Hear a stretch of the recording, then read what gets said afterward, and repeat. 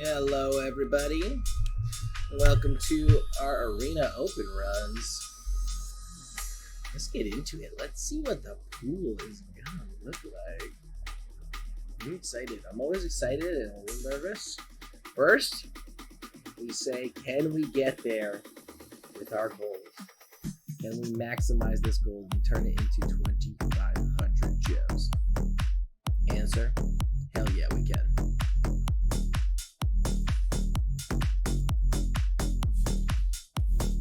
Come on, baby. Blue Tree. Invasion of Fjord is great. Invasion of Ixalan. Ozolith. Plus 2 more. Okay. Alright. So, we're going to start. Actually, we're not going to pull it out into sealdeck.tech, but we can, and I can post it here if people are interested in trying to build it. Ooh, thanks, M-Toy.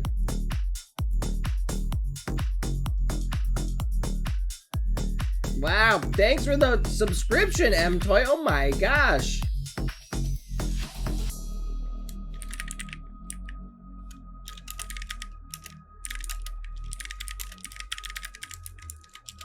We appreciate you, M-Toy. You're maybe the best member of the community. Of everybody. Numero uno. Might just take the cake. You might just beat them all.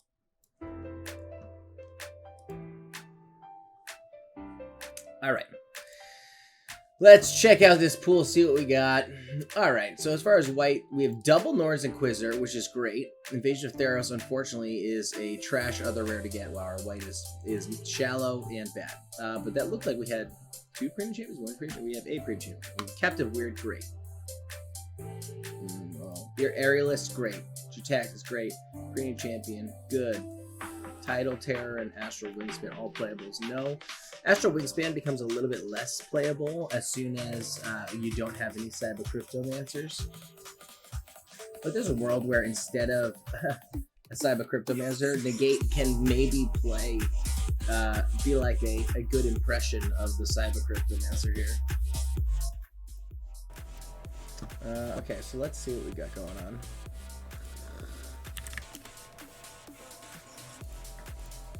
Pulling up some card stats real quick, just to make sure I'm not grossly misevaluating anything. Like the cards that are on the fringe, like the Corrupted Conviction being 54.3. Rodent Avenge probably being somewhere similar around there. Rodent Avenge being around 51%. Things do change a little bit in Sealed.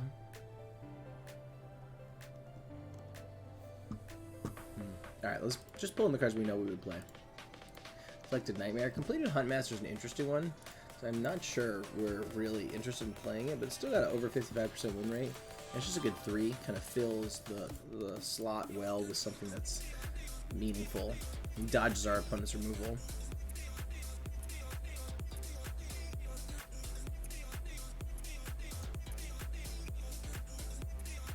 Etched Familiar. 53% versus the Gorilla 54% essentially. I think because we're in Sealed and we probably have some things we want to get back. The target card or creature or battle. Unseal on the top, a Deadly Derision. Saizon's not that good. Okay, so this pool kind of stinks, which is unfortunate. Let's see if Saizon is played enough. It's a 41% win rate card. That's funny. It's probably because you have to play it and then your opponent gets 2 more cards before you... So unless it's killing them, they're getting 2 cards to find removal to deal with Saizon before you even ever get a chance to like flip it or anything. Let's keep going and see what else we got. We do kind of have a deck here, but I don't love it.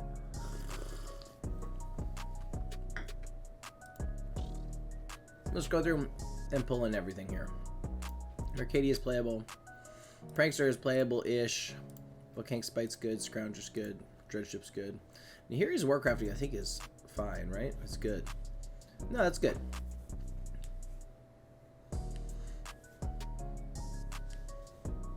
Yep. And as much as we don't want to play red. If it just winds up being solid for our pool, yeah, there's not a whole lot that's solid in red in general. But we would play things like the Shatter. Yeah, I'm not that excited about it. Right, let's look at green. Yes, yes, yes, yes, yes. Okay, that's it. We're probably going black-green. Double Portent Tracker, Blighted Burgeoning. Double Surveyor. Oh, man. We actually kind of have the fixing to play this Invasion of Alara. We have 1, 2. That's a bad idea. It's irresponsible. Double Botanical Brawler is really interesting. Invasion of... We're going to play this Emoti almost certainly, especially if we're doing all this Splish Splash nonsense. Probably end up playing this Lutri. We only have double completed Huntmaster. It might, huh. Alright, let's look at what the greedy 5-color deck kind of looks like. Invasion of Alara. We can maybe get there. I'm going to build it and just look at it and see what we got. We're not going to set Lutri as our companion.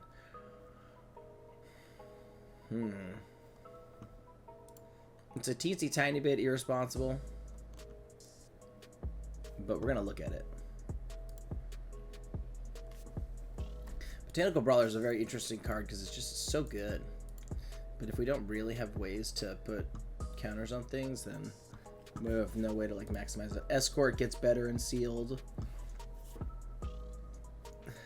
Dina, if we're in black-green base, I actually think that's probably the most responsible deck for us is the black-green deck. Render Inert goes up a little bit in my opinion. Just because we have such a powerful... yeah, it might be as simple as like don't mess around. All right, so let's see what this looks like.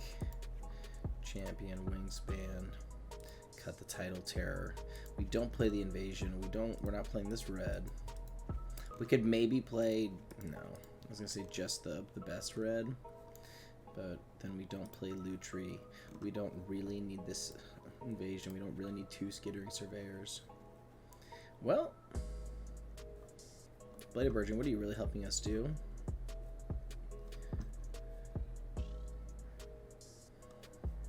I mean, this is a deck. We land early. We have some pretty good... We get to take advantage of like 3 of our rares. I'm a little bit torn here.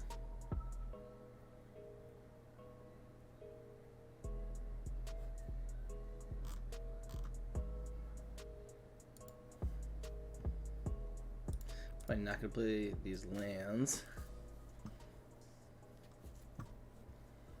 Yeah, and then it's like, what are you playing the Blighted Burgeoning and Skittering Surveyor for if you don't really have a bit more power that you're looking to accomplish? And I almost think like, okay, Rugged Highlands and a single mountain allow us to play some decent removal. But removal's pretty good as it is.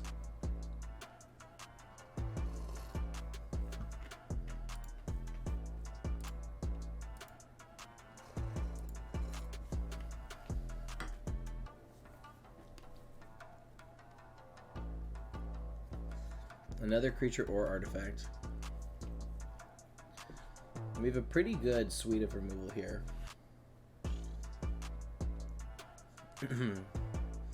Traumatic Revelation, Cosmic Hunger, Herbology Instructor.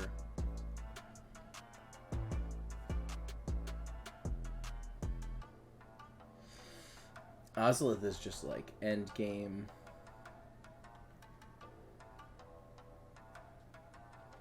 Pay 2 tap, put 2 1/1s on something, which is like a great end game card. It'll help you grind through the mid/late game. Surveyor is a good toss target for the completed Huntmaster.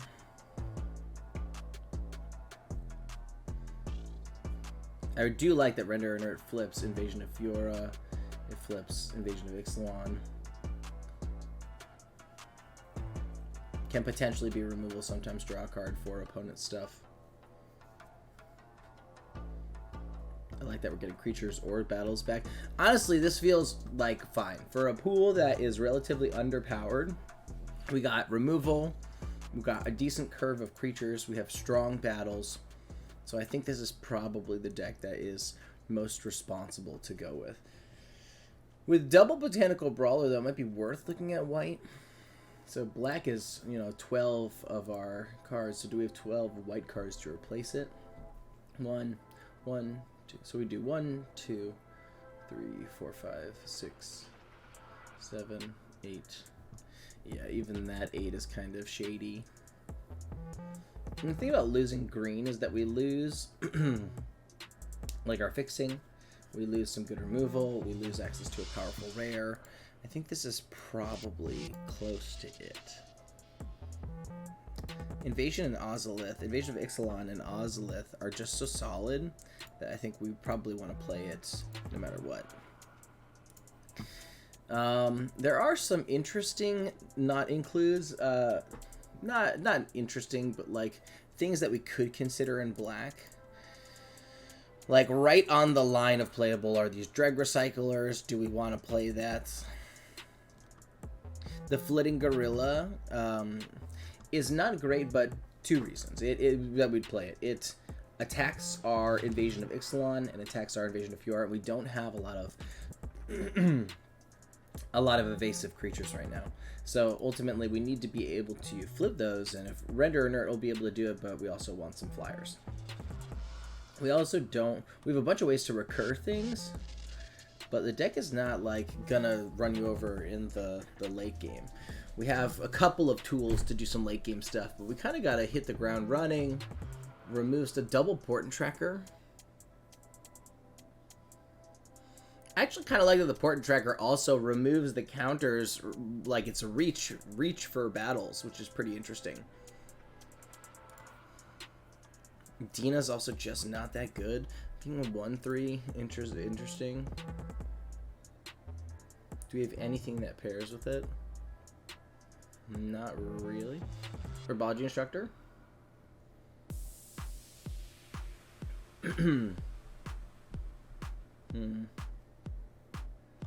We also don't really need the Bladed Burgeoning, but I don't hate it because I actually think it means that we can play a single island. We can go like this. We can go 8/8/1. And we have 1, 2, 3 sources of blue for a Moti. And that's nice and consistent. The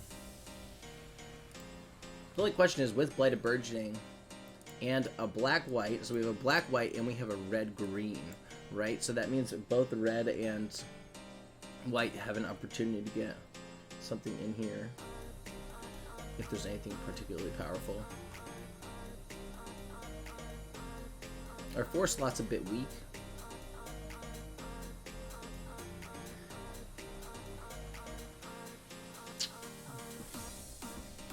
We really just don't care about this white too.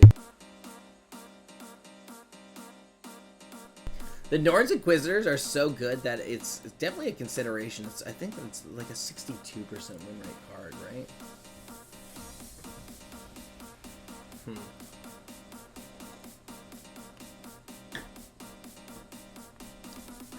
It's a pretty big upgrade over what? Dina, probably? How much do we care about Dina versus a Norn's Inquisitor?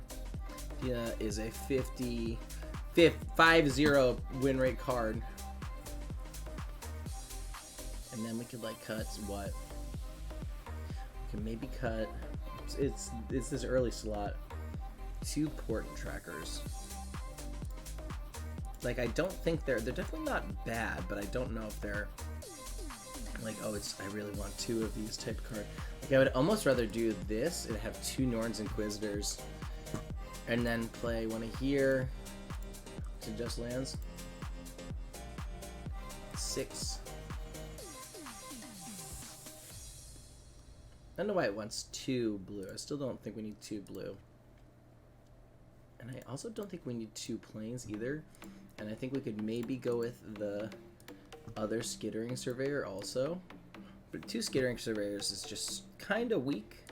This is maybe a little bit dangerous to start messing around like this. So we have 2 Skittering Surveyors, 6, so this is 12, 14, 15. So then we go up, we go 16, 17. We have 8 for black.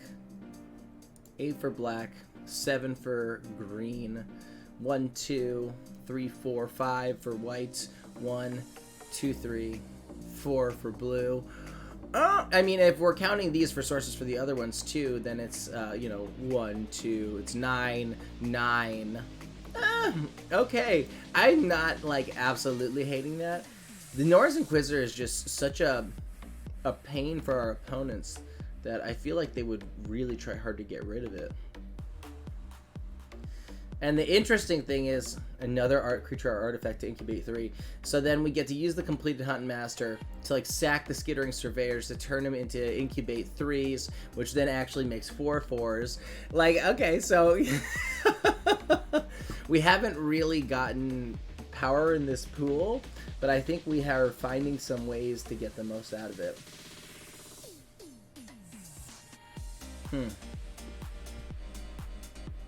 14, 15, 16, 17. We're at 41 right now. This 4, 5, 6 slot, this all feels pretty weak.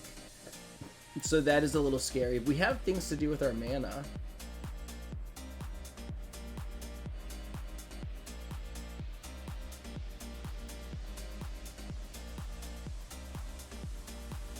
Yeah, the thought that just went through my head was, do we have the Steel in stack if we're going to play double completed Huntmaster? I just feel like we want another 4 drop. I feel like we need something, or 4 or 5. The Saison is interesting, but it just has such an insanely bad win rate. It's got like a 50% win rate.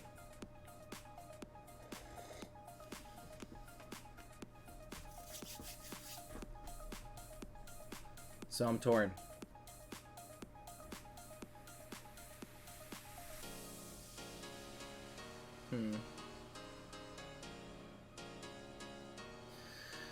Oh man, not great, not great. How are we winning these games, right? I kind of want to try it and see how it does. It does feel greedy, to say the least.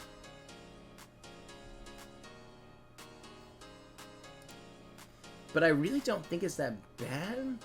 The Skittering Surveyors just are so average. But they do a lot for us. They pull a lot of weight in being good sack targets, in being, you know, ways to go find our white mana. We're not really harming our mana base that bad.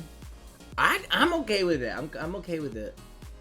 It almost makes me like, and then, oh, Ozolith and the Botanical Brawler. Yeah. Start asking all these questions that are potentially bad questions to be asking. Like, oh, like, can I fit in this and that and this and that? Because what I'm thinking is like, okay, the Flitting Gorilla's not that good, so maybe we take this out and we put in the Botanical Brawler, you know. At the end of the day, in these sealed pools, a lot of people are going to be splashing around, but you don't have a lot more time.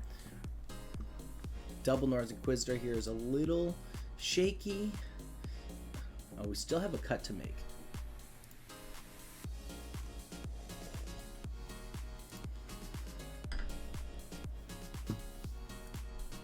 I think we're not going to cut the Arachnid adaptation because it's just so solid. Serpent Blade Assailant having such a high win rate is kind of silly. Alright. Let's get in cut here. I think it needs to be one of these 2s. And I think at the end of the day, it might just be this Port Tracker. That plus Blighted Burgeoning is a pretty powerful combo, but everything else at 2 I'm pretty interested in keeping. Could be the Aether Blade Agent, but we don't really need to ramp that bad. I just like that it has the reach for battles. Alright, we're gonna cut it. His reach for battles does a lot.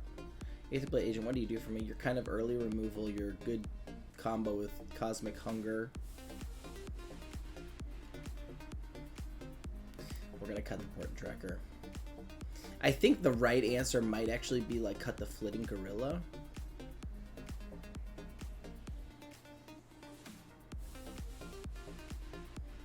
And keep the Port Tracker because it does so much for us.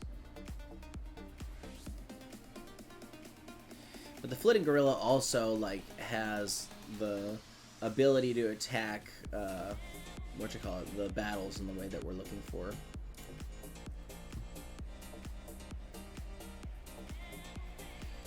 Yeah, we didn't even really look at black blue. So this is one. So this is one. Let's say done here, and let's just let that save.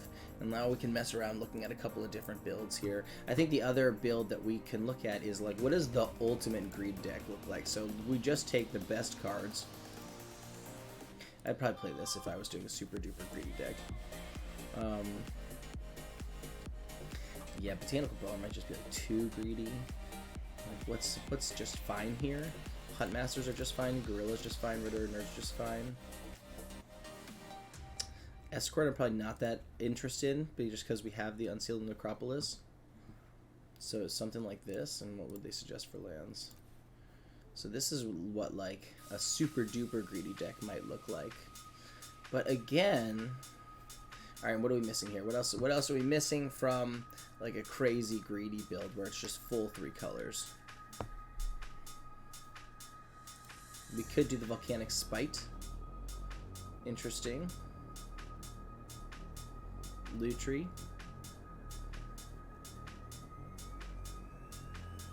Botanical Brawler, Flag with Razor.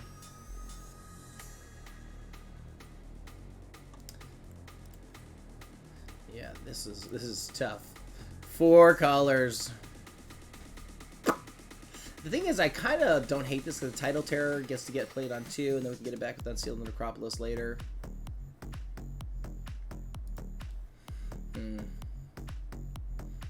This really does get to take advantage of more of the truly powerful cards that could make the deck very strong. White is now still just for the Narn's Inquisitor. Let's take a peek here at the Herbology Instructor. I think it's probably pretty high.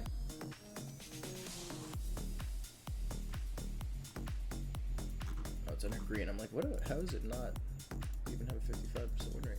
Yeah, 56. I don't hate this greedy deck. I do wish we had like one more on-color dual land. The Flywheel Racer is potentially an option. I think this might be a little bit stronger. Didn't really get there with like super strong ways to finish the game. I think Lutri might have to make it in this build.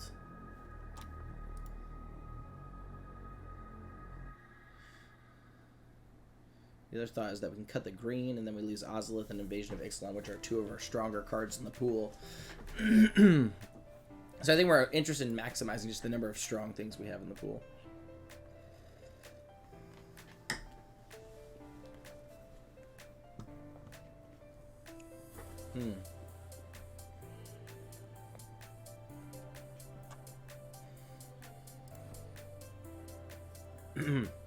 This does feel greedy. 12-11. But we get so many crazy powerful cards to fit in here. And then it's 5, 6, 7, 8. If we count these sources, right? So 5, 6, 7, 8. 5, 6, 7, 8. 5, 6, 7, 8, 9. They are sources of those colors. Derision's almost like half a source. Blue, black, green. And then at this point, it's like, well, why aren't you just playing Invasion of Alara if you're going to be splashing this much?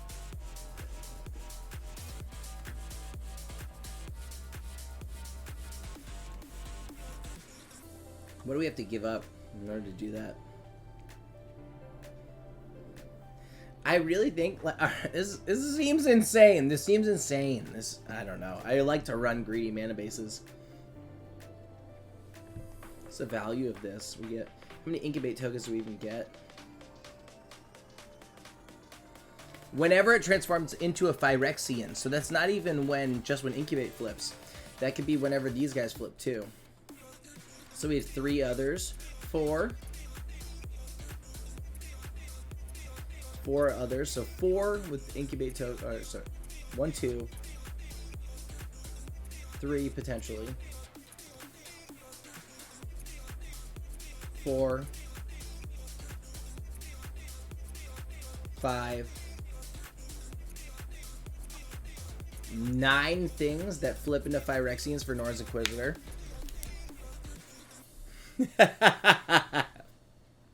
This feels ridiculous. This feels like way too greedy.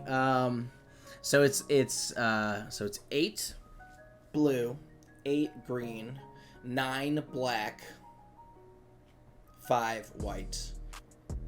9 black, 8 blue, 8 green, 5 black.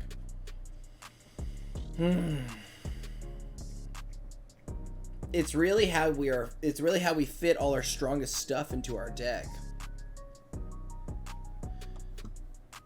We have good mid-game, late-game grind. We have good removal. We need to be very judicious and smart with how we use our removal, but we have ways to draw through our deck. We have powerful high win rate cards. This feels dangerous. All right, we're gonna have to pilot this extremely tight, but I think I want to try it. Oh God, this is how we light money on fire. All right, folks. We did it. We start with all of our colors. A bit of removal in hand. We're able to go get a second blue. We need double blue, double black in the deck. Just got another green. Play blue here. With the Unseal in hand, I almost want to play the Tidal Terror.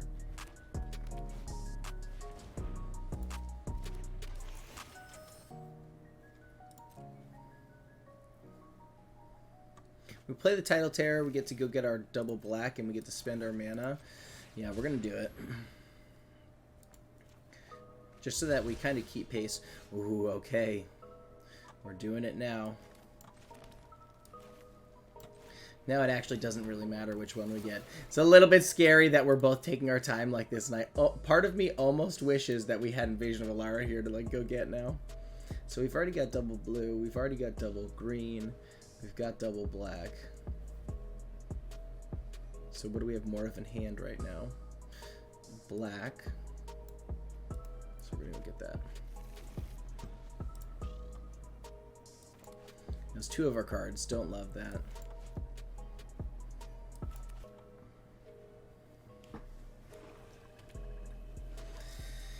Alrighty, it's going down. It's a great collective nightmare target for us.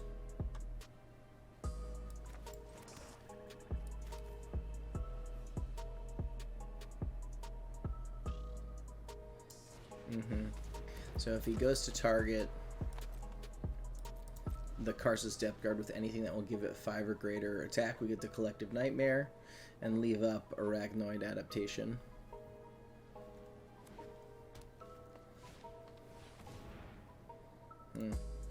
It's a little scary.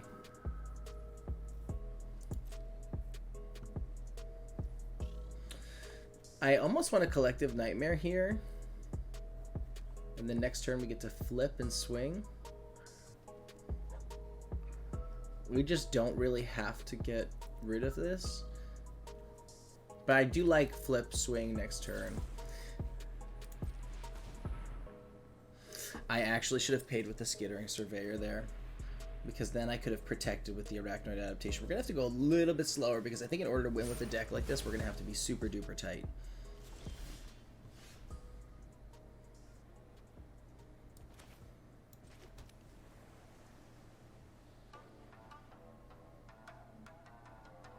Take 2 and leave up the adaptation.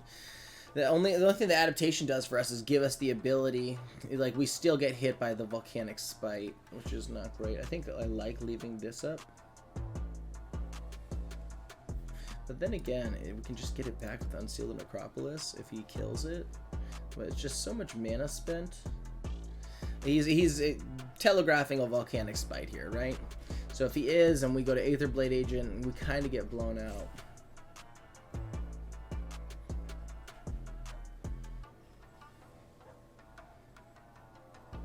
I just barely even want him to be able to...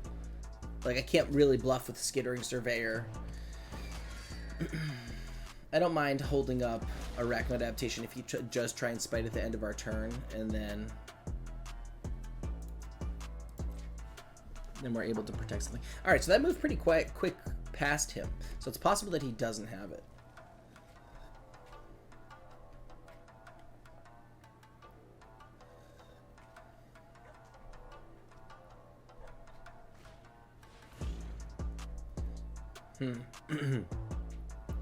It's damage, so you may exile one of those cards with the rest on the bottom. You may play the exiled card this turn. Okay, I'm gonna let it slide. That's kind of okay. Like, if he's using a big piece of removal like that on our small little 1/1, like, that's great for us. All right, that's a little worse. He drew into that. That was what he exiled. I am a little bit confused about what just happened. Yeah, I think he just got that off of exile. Yeah, okay. That's fine. We can go get it back with Unseal.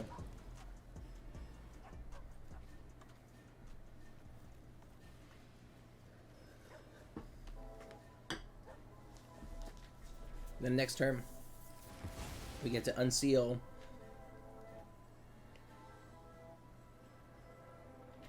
Rest on the bottom in a random order. Okay.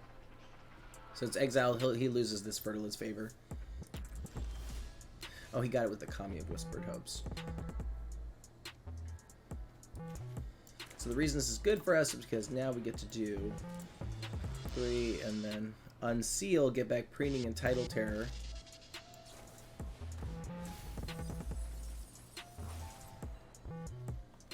Maybe? Skyclave Aerialist is really good. Tidal Terror and Skyclave Aerialist, maybe? We could leave up Adaptation. Oh, I fucked that up. That's okay. I didn't think about what if it milled something else that I wanted. I think it's this and Aerialist to keep moving through and getting more threats. Yeah, we could have left up in the Arachnoid Adaptation there, which would have been preferable. We'll do that for next turn when we play the Tidal Terror. We'll leave up the Adaptation in case he's got more removal that we're looking to deal with. Or if he just wants to swing into it, we might be able to get him with the Adaptation. You might think that he has like a clean trade or something.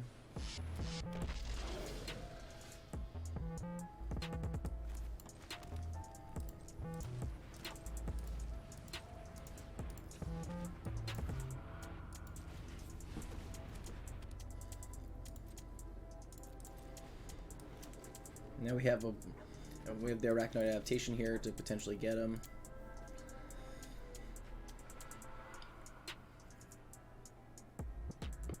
Into the Fire Sprigate card.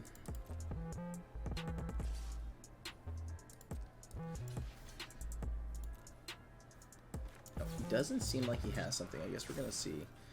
All right, he might have to play a piece of removal on that Terror to get rid of it.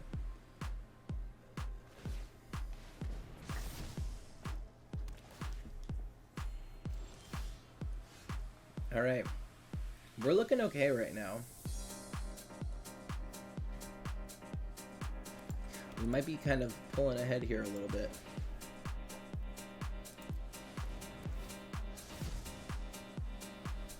Put it on the battlefield, but yes, we would like to do that.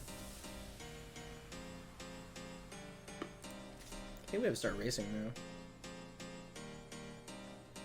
I don't think he can get enough. Tap 2 other untapped creatures you control if you do. Can't be blocked. 3, 4, 5. I'm kind of okay with it being blocked. Start throwing his guys away.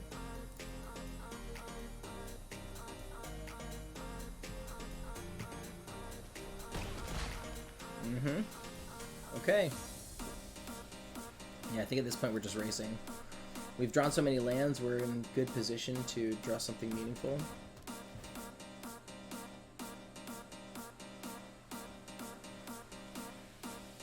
It's unfortunate. Toss our 1/1. I don't even think he can kill that unless he swings out at it.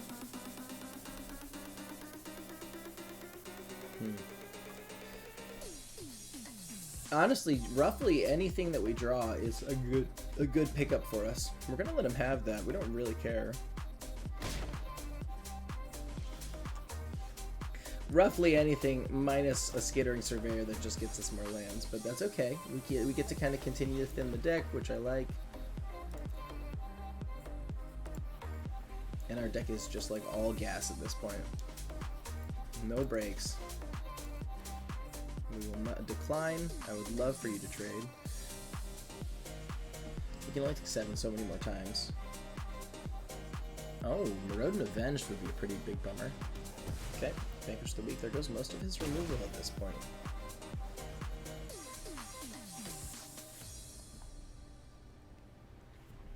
If that's a land, we're still pretty ahead right now.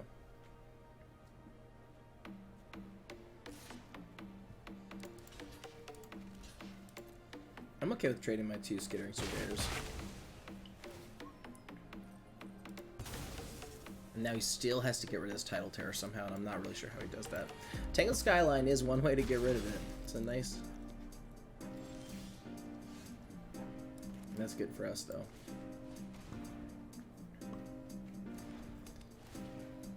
Tough because your library. Reveal a permanent card from among them. Put it into your hand, the rest on the bottom of your library in the random order. We do have the Gargantua, which is very nice. Get up another land here. We too have gotten so many lands from our deck. We would have been able to cast Invasion of Alara and then some. Wow, Eyes of Jataxis, huh? So he is able to... Okay. We're very far ahead with this greedy deck. Ooh, Ozolith! Ozolith is going to be big game next turn.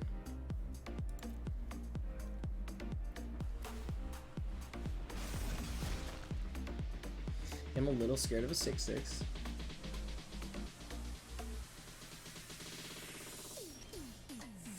But we have so many lands, like...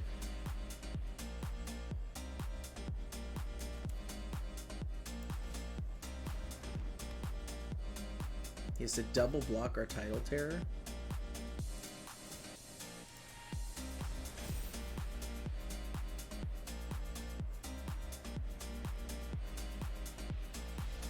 Yeah, good game. Alrighty, well there's one. Alrighty, we are back here. We got the first W. The king of irresponsible mana bases, playing responsibly. I think the biggest thing in operating this deck is going to be playing super tight and being really smart with how we spend our removal. At the end of the day, the biggest advantage is going to come from us being able to deal with our opponent's threats. Wow, I don't like how Elishnorn gets to take over the screen. Okay, so we do need some black to make this legit, but we have the turn 2 Instructor, the turn 3 Burgeoning, so I think we're going to keep it. And there we go. And we have access to all of our colors. This deck's pretty good. It might be worth thinking about Invasion of Alara, but it also might be irresponsible to do that, so maybe not.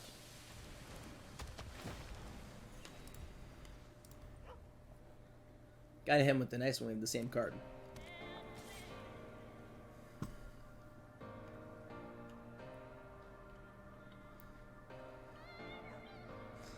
Unseal's in my hand. I trade the Herbology Instructor for an Arachnoid Adaptation and make him waste his turn. Yeah, okay. Good try there, buddy. Good try with the old bluff there, buddy. Incubate 3 and draw a card. I kind of like the ramp here. You get access to 5 mana next turn. Which means we get the eyes and then flip one. So I'm pretty good with that.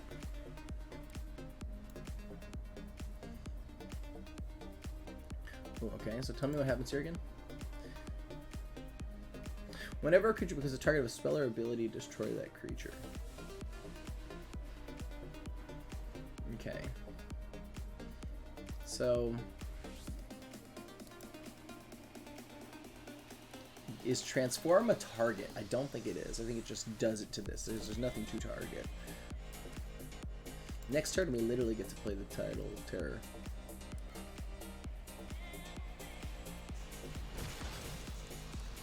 It's pretty good. Ooh. Ooh, I can use this as removal. That's pretty freaking spicy. We'll see. I don't have to do it now.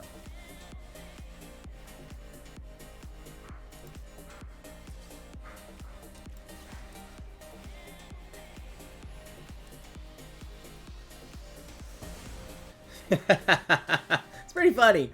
It's pretty funny. I could see that that's why Hirobi might not be the best card. Because I just was able to get rid of it. Wow, okay, he just passes.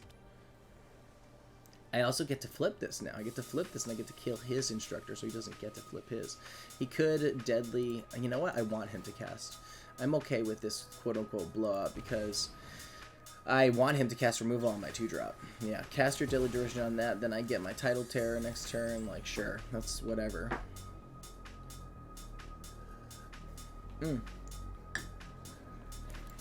Like, if he's...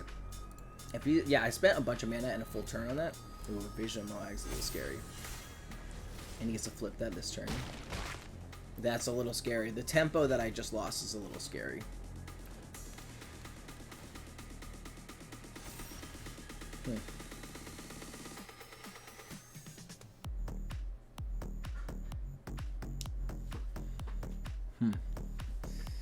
Okay. Access to 7 mana, which means I can flip twice and unseal next turn. It's not the worst.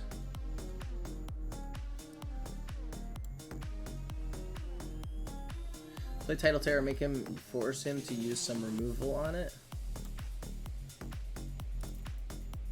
2, 5/5. It still doesn't kill a Tidal Terror unless you can get another trigger on it. What does this do? Beginning of your end step, put a 1/1 on something. Okay. Yeah.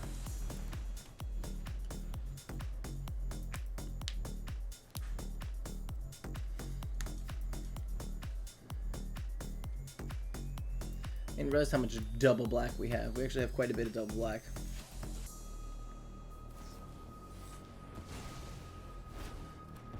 Okay. I've been getting kind of blown out on some of this, some of these tempo swings. We could use our, oh well, I was gonna say we could use our Invasion of Fiora, but not even because we can't cast it. Okay. I like Norn's Inquisitor flip.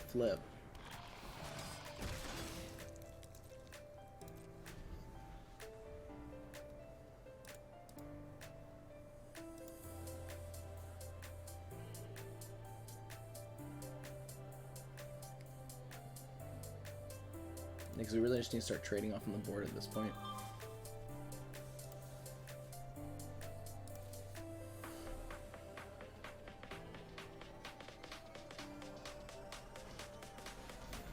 When this creature does combat damage to a player or battle, return target creature card from your graveyard to the battlefield.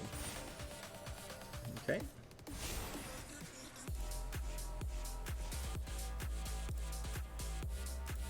Okay, so I'm gonna have to double block, so I think I'd rather do it with 2 of the 2s.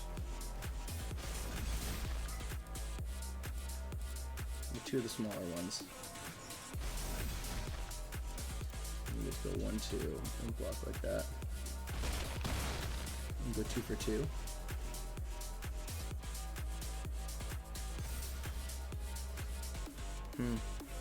Pretty good.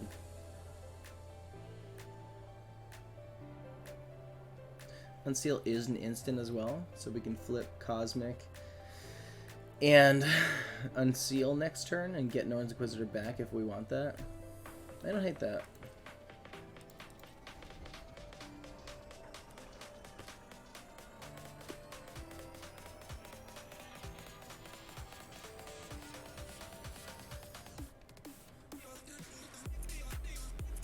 because we are able to.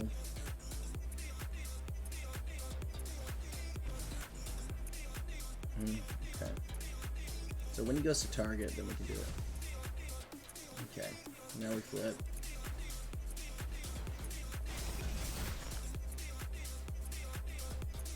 Oh, what we actually should have done was... I actually don't think that matters. 1-3. He was a 3-5, so we still wouldn't have been able to Cosmic Hunger him. So, okay, we didn't mess that up.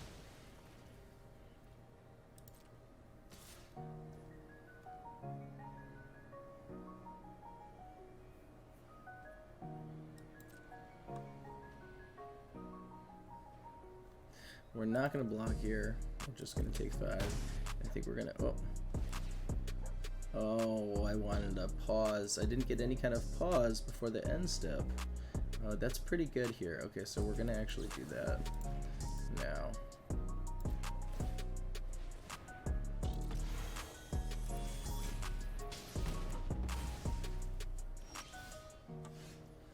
Okay, not bad, not bad.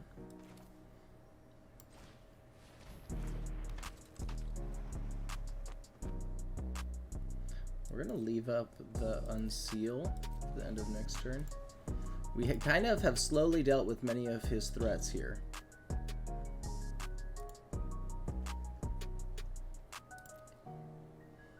We just really can't let the Archpriest trigger at all. I am going to block here, just because I am happy with that trade.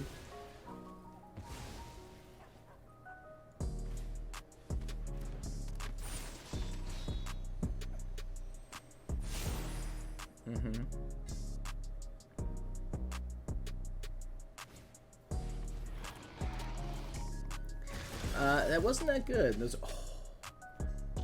Wait, what? Oh, because I didn't have access to black. Okay.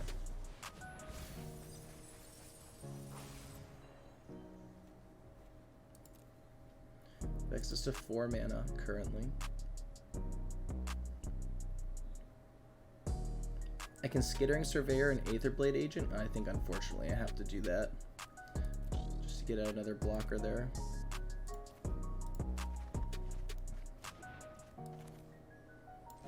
Because we need a way, and then we can wipe. As long as we have a way to block, and then we can board wipe. Yeah, especially if he flips both, that's a big deal. Yeah, we don't really care about not having our white right now. We just need to kind of hold off on the board for a second. Because he's going to go flip, flip, attack. So we just need to, yeah, we just need to get to the Invasion of Fiora and just wipe.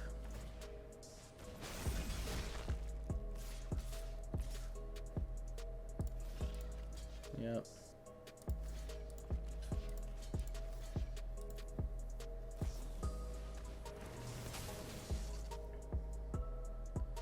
Yeah, this is actually working out for us. Okay. Get to gain some life. Then we get to flip Fiora. Destroy all non-legendary creatures. Choose one or both. Get rid of it all, baby. Reset it. Oof, okay, we're gonna have to Deadly Derision this turn, actually. But we get the Deadly Derision 1, 2, 3, 4, 5, 6, and then Gargantua, which is pretty sick. Okay. Wow, okay, we're in it. We are freaking in it. Wow. Wow, I'm like kind of astounded that we're still this in it. Wow. I am amazed. I am honestly amazed right now that we have stayed in this game.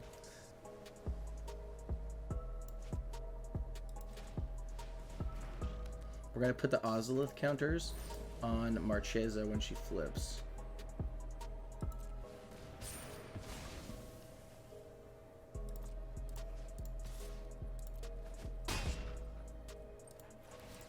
Uh-oh. The opponent's getting a little bit salty.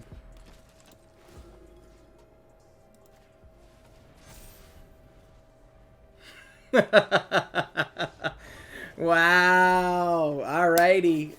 I did have fun that match. That was great.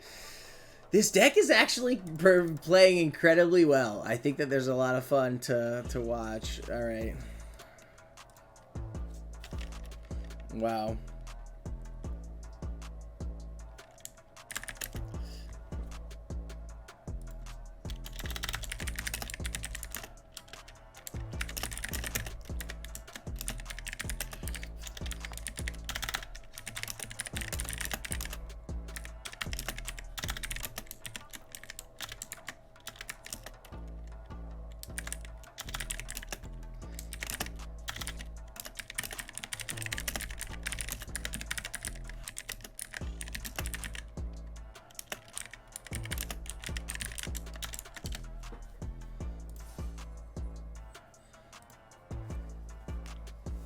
It grinds pretty hard. It grinds pretty hard.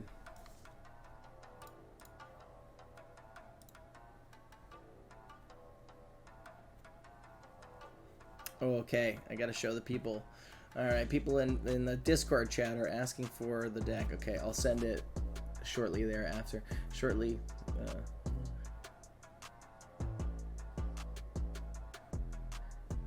Okay, this is pretty great. We get to go 2 into 3 into flip with counters.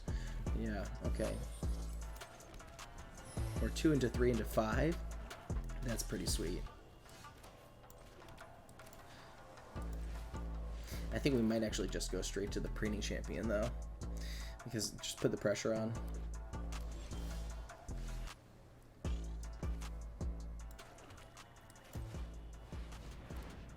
He doesn't have an assimilate essence. That does allow us to put some serious pressure on. Okay, we can just go. Oh, we can go blighted burgeoning into Ozolith counters. Yeah.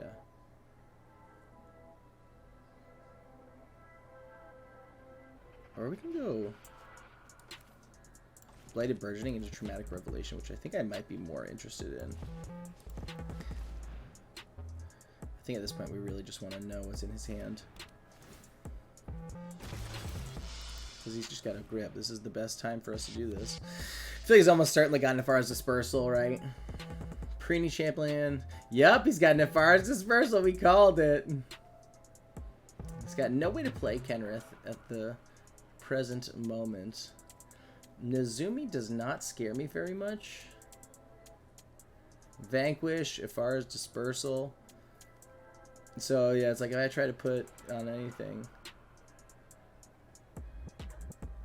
I have no way to deal with his freewheeler. I just rather he gets no value.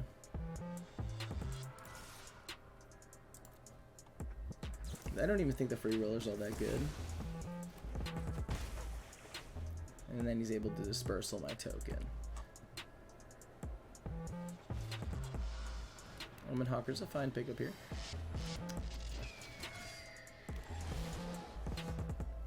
But the nice thing is we do know everything in his hand. I kind of like Emoti here. But we can also go... Oh yeah, he's got... Problem is he just pops that back to our hands. I think I like getting the Cascade out. Ah, fine. That's like worst case scenario.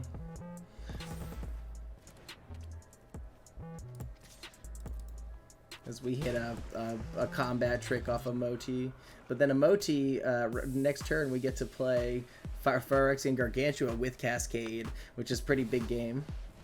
He found his white. Oh, rats.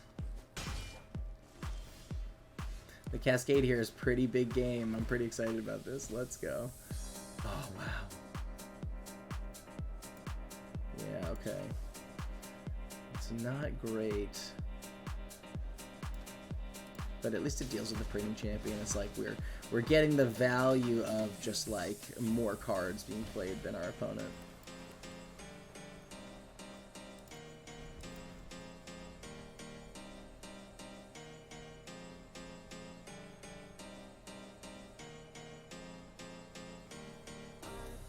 Oh, gross. It was just to start yanking stuff from his graveyard. Gains 5 life, draws a card. Yeah, if he's smart, he just goes grabs his Preemie Champion and just puts it back out. Kenrith is a pretty bananas card in Limited.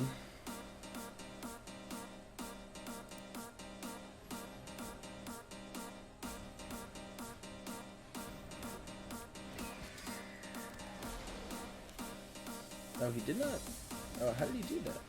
Oh, Omen Hawker's ability. That's pretty impressive. Still able to bounce, bro. I'm tired of it. Okay.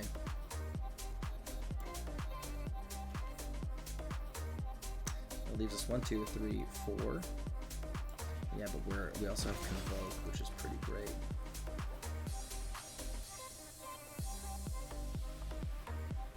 Oh, wow.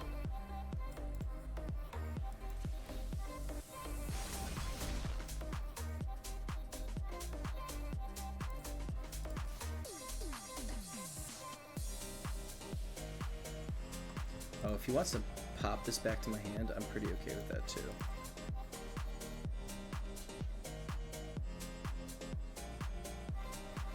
He's only able, so if I Collective Nightmare, he's only able to put my Gargantua back.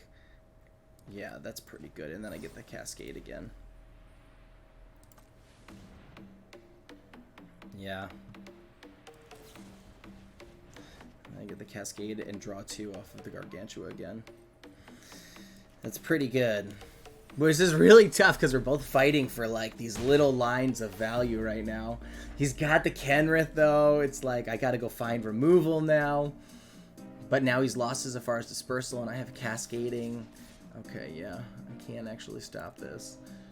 Gotta be a little judicious with my life total because it's getting close.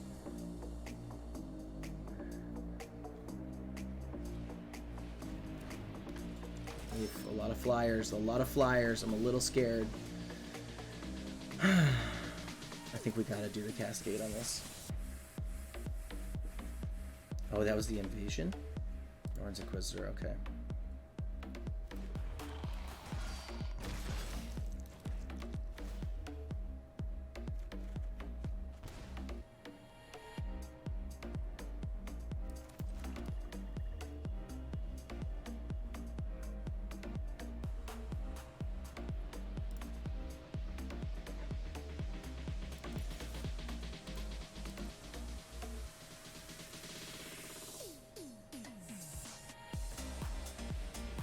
Oh my god, I didn't realize that would happen. Wait, how did he cast? I didn't realize he had nothing. He had so much mana untapped. Oh geez, Kenrith is really hard to deal with. Maybe it was not the right call to do that? I'm not entirely certain. Oh, he's got lethal. Good game, dude. Yeah, that was brutal. I just kept hurting myself. Tough game. Tough game. Kenrith is really, really strong. Yeah. Wow. All right. Well, we're going to have to play super tight to kind of get to the end of this. 4 colors feels irresponsible, but we can get there. I think we just need a little bit of luck. A little bit of luck. All right. Sultai is our main colors. Light Splash White for Norn's Inquisitor. We have a pretty good starting hand here. I'm pretty happy with that. Oh, that's pretty good. Especially on the Herbology Instructor that turns that flip into like a massive, massive turn. Okay.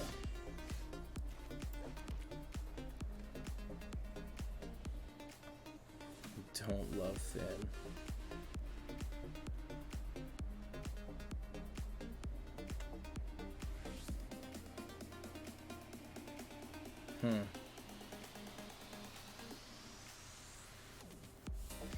I think we have to do this, turn 3 with Preemie Champion, and then we're going to have to start blocking Finn.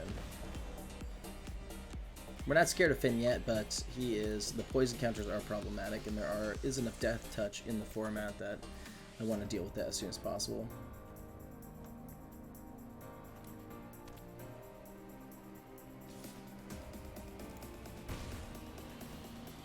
Yeah.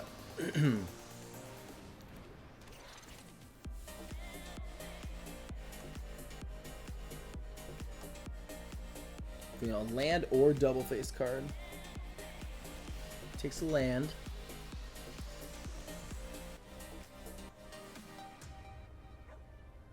I actually don't hate the weird here. Till the end of our next turn. It does kind of suck if we throw something away, though. We have a pretty low chance of, comparatively, of drawing a land here. I like doing this when it's like a coin flip. We don't have most of our colors, so there's a good chance we get hit a black card that we just can't play. I think I'm just fine running out the Premium Champion here.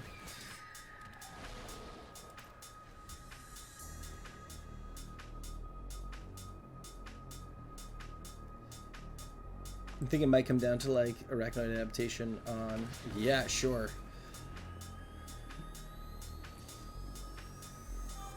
It blocks again, unfortunately. But I am kind of okay with him going off curve like this. Oh. Alright, well, he's getting there. We found, okay, that would have been nice to nab. Let's see what we get. No, we want to maybe play the black to leave up the green. Even lower chance of hitting a land here.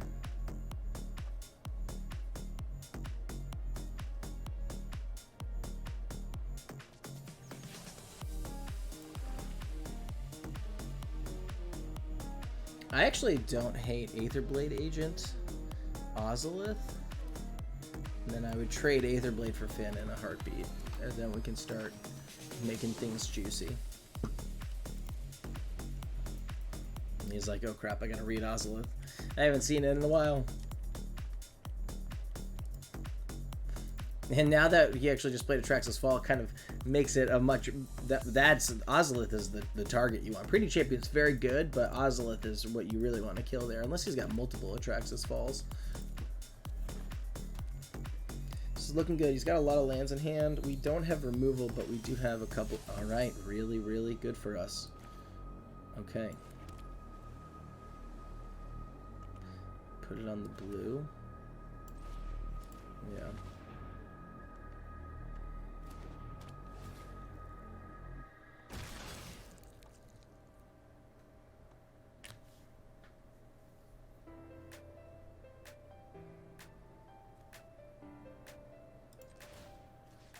I'm gonna put it here, and if he decides to try and get rid of this, I'm kind of fine with it. Waste a little bit of time for us. But if he wants a double block, then we get to adaptation, and then I think we're way ahead.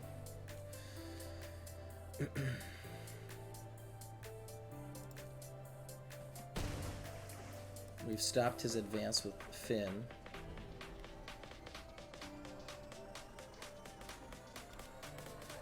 And now we get to get a minus X equals 5.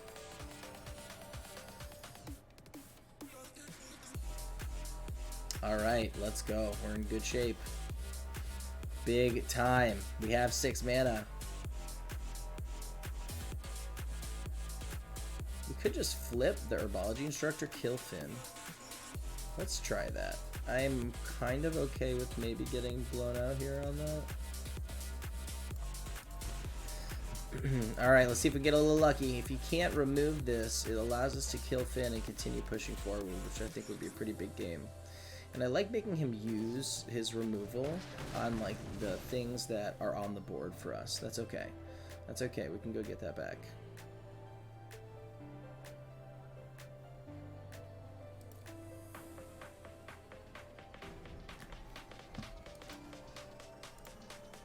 We get to accrue more resources while he has to use his removal on our small guy.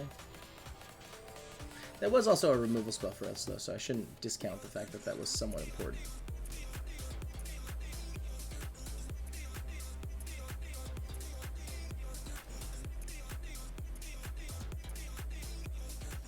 It's interesting if he just leaves that open. That kind of is a sign that he could potentially have another tandem takedown in hand.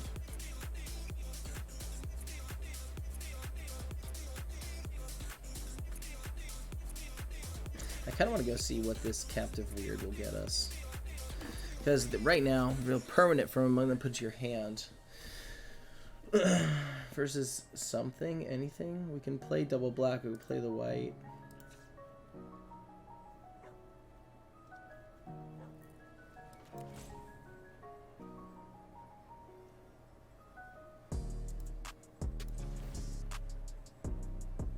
kind of okay taking this life.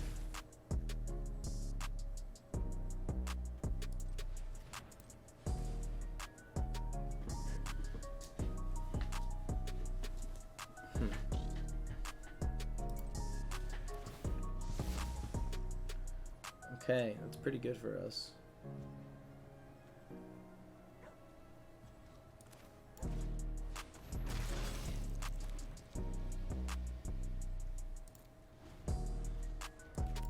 Yeah, I like us just getting deeper and deeper into the deck here. I feel like we have so many good cards that we could go hit that it's really important that we keep moving forward.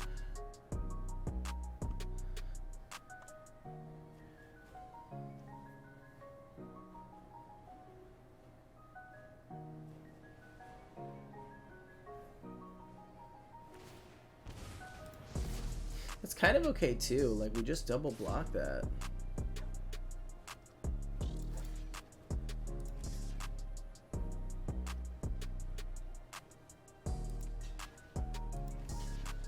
I think I go here.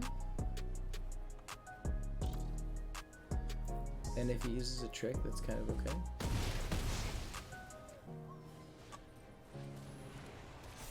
Yeah, we want to get rid of that brawler if possible.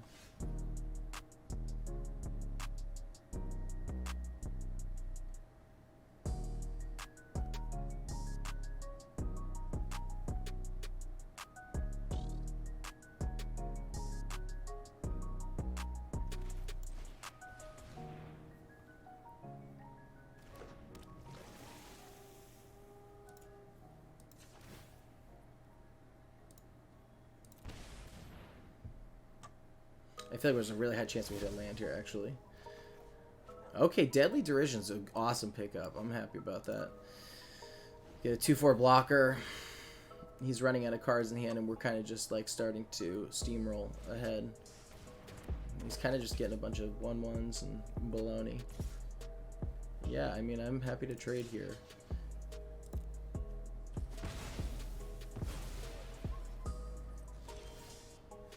Ooh, Emoti's very interesting.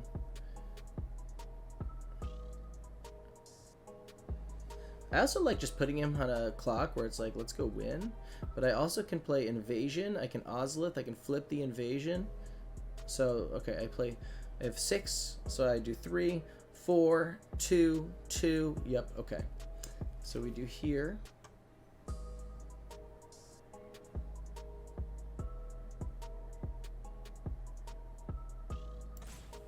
We're going to go Skittering Surveyor.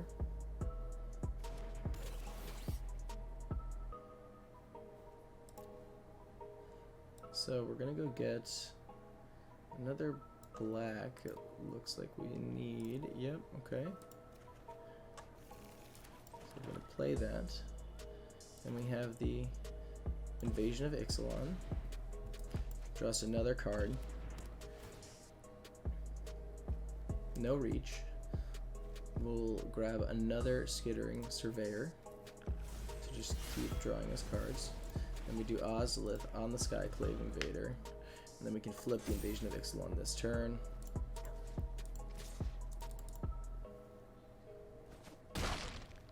Yeah, that's pretty good. It's pretty strong. It's a lot of value in a single turn.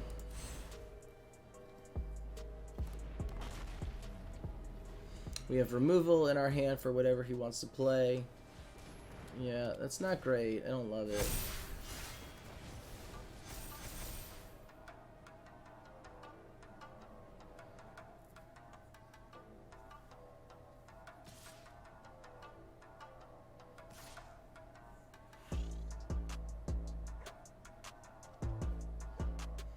Yeah, I'm like kind of fine blocking this.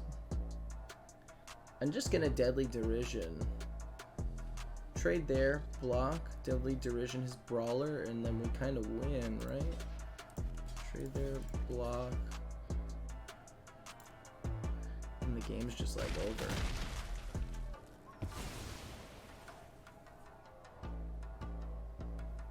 Unless he's got something pretty big here. Oh, I didn't realize he could do that. That's okay. Duh, Port Trackers.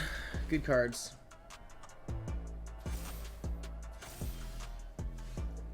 Okay. So now we get rid of the Botanical Brawler. We got access to 1, 2, 3, 4, 5, 6, 7 mana. Okay, so we do Surveyor. -3, so we're at 5. Daily Derision, we're down to 2. We can hold up Arachnoid Adaptation. Or we could play the Norn's Inquisitor.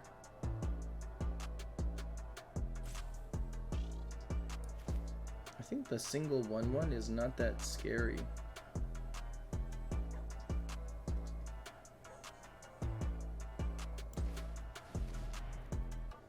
We'll go get another island.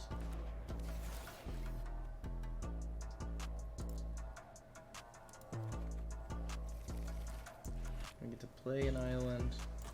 We get to Deadly Derision. And then we get to swing in with the Skyclave Invader and kind of get him next turn.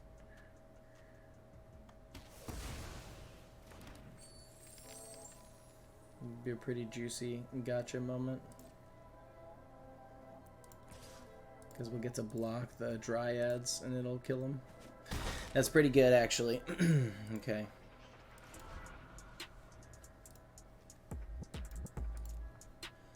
Yeah, I don't love that we had to get rid of our last piece of very strong removal.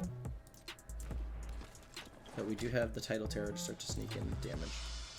It's gonna swing with everything. Okay, and if he does nothing here, I think we just flip the 4. So we can start pushing even harder.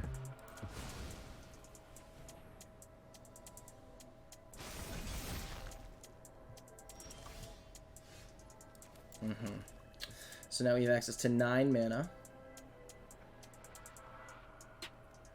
We could do Norn's Inquisitor and a bunch of the small things.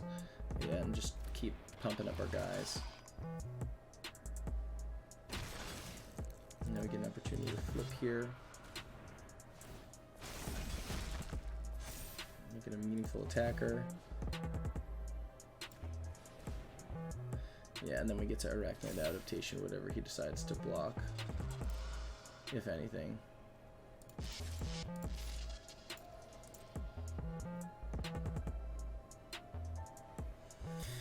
Yes, pretty good. Pretty good deck. It's able to do the thing.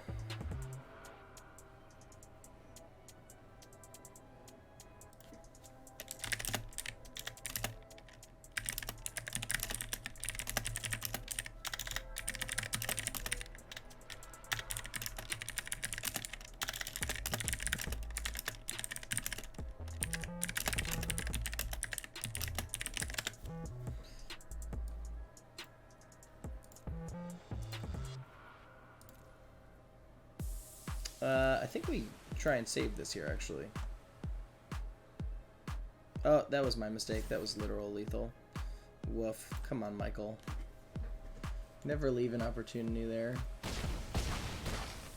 No, that was silly. That's okay. It was not the safe line. I guess it was the safe line in case he had removal in hand.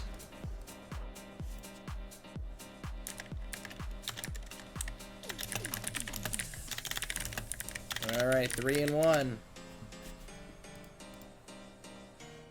Alright, let's let the people know.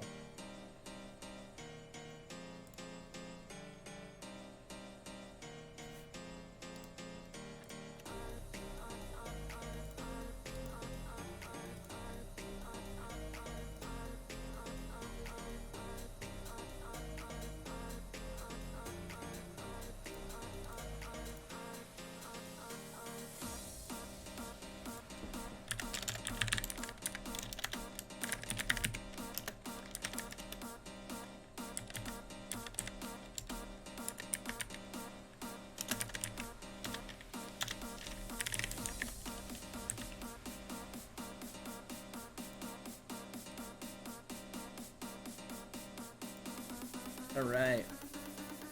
Cool. So we're about to dive back into it. Let's go get some W's. This deck actually seems incredibly strong. There's just so many things to do each turn. Just winds up being a really good deck. Get back in some water.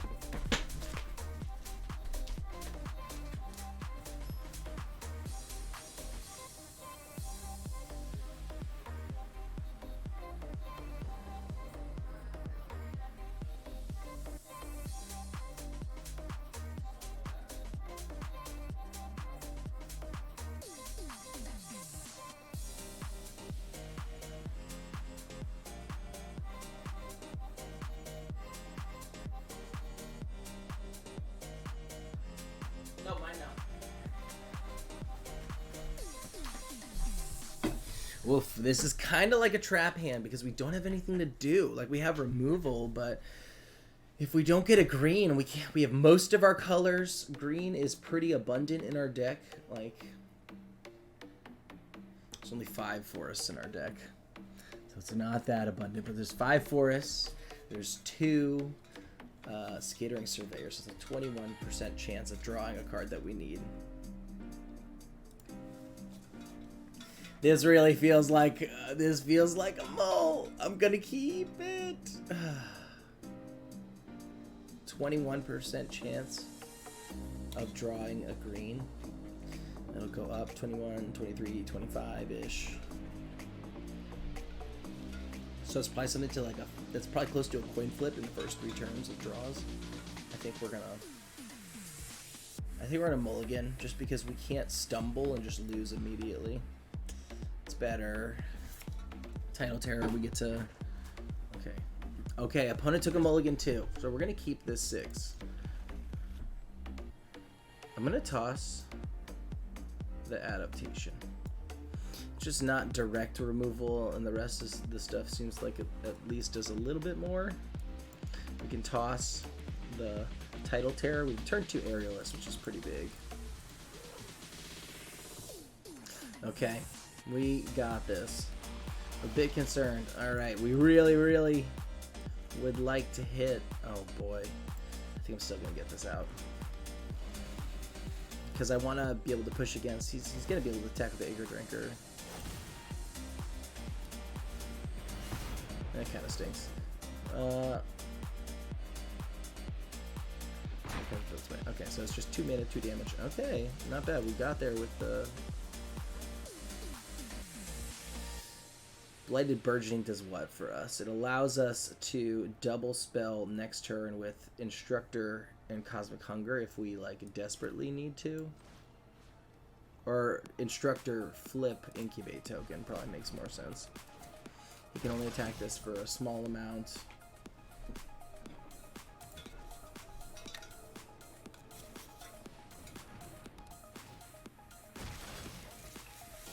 Incubate 4, pretty big game. Inquisitor, make a 3/3. I kind of like too. Let's do Inquisitor.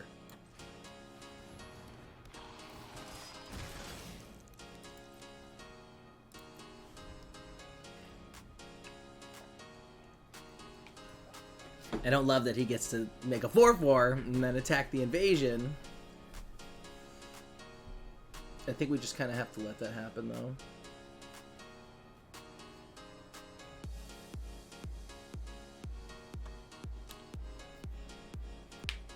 And it's whenever something flips into a Phyrexian. So it gets an additional 1/1 counter. So this would actually be -4. So that's something to think about.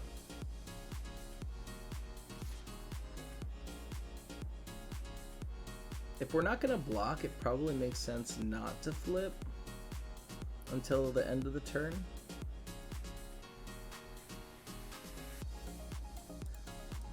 We're going to flip it right now. We can double block, but what does that really do for us? The answer is not a whole lot. Flying Trample, when it attacks, deals 2 damage to any target. Okay.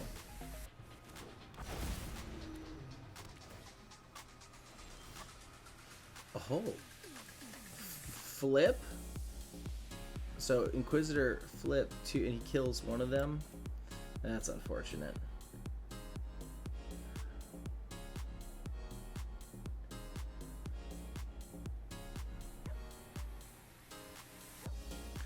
Inquisitor flip at least gets us a 4/4 that we can then following turn Cosmic Hunger, the Defiant Thundermaw.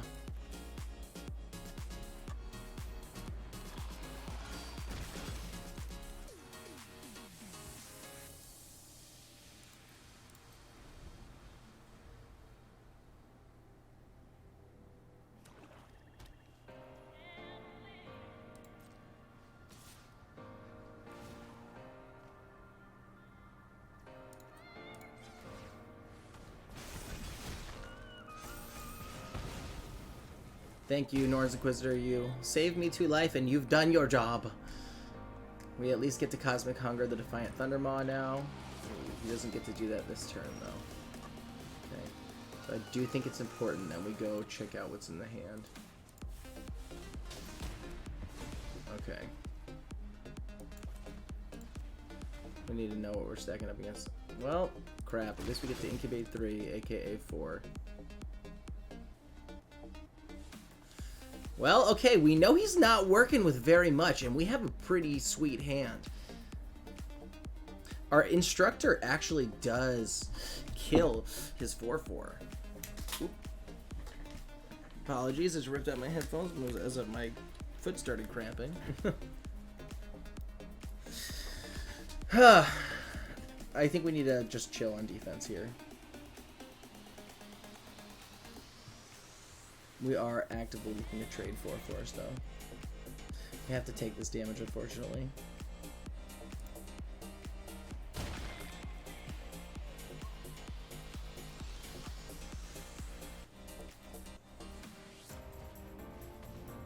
Get to gain a little life. Love it.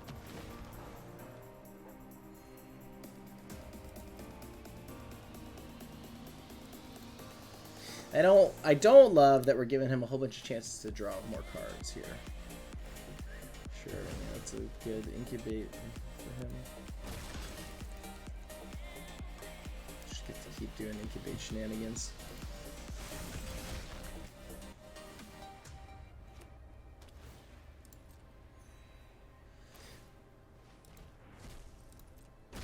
Lots of value, going straight to Value Town. Attack, okay.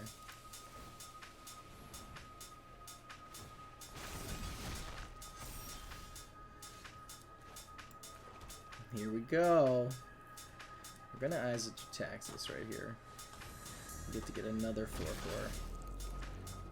Okay. Pretty happy to throw 4/4s at him for the rest of the game. And just trade with as many 4/4s as, or even these double 3/3s is fine too.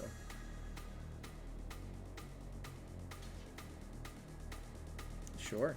Well, he's gonna sack it. Yeah, that's pretty good for him. Oh, can he just do that forever? Oh my gosh, that's annoying.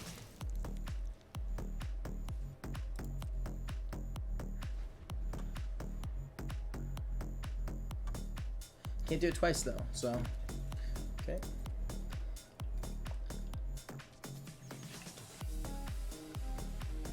I actually think it's probably worth killing the completed Hunt Master so we can't keep all that shenanigans going with the Herbology Instructor. Same plan.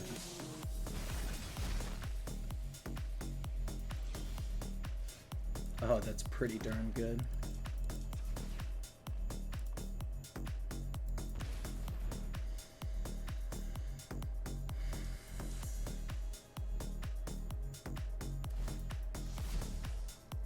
It's 3.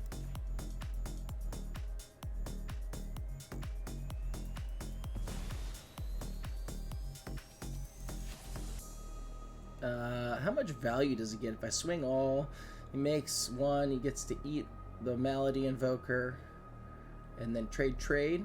So he eats 1 of them. He eats a 3/3, and then trade if he wants it, and then he gets to get my 4/4 later. I think I can just do the 4 here.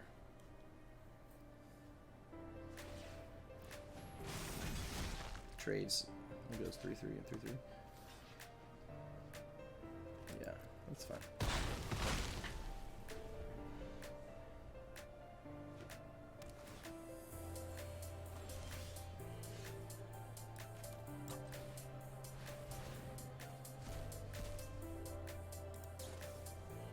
Pretty good for me. Alright, we're just gonna get Norns maybe? Norns seems pretty gross.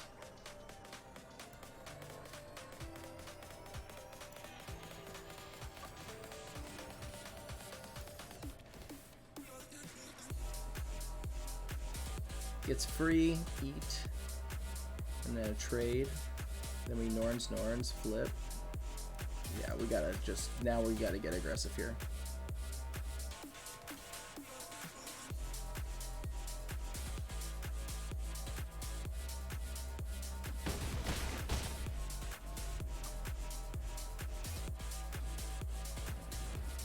sure.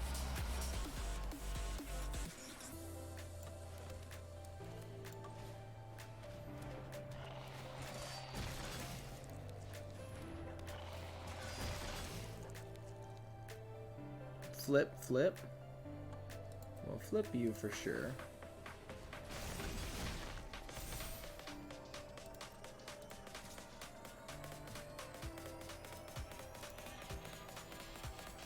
And I think next turn we just alpha.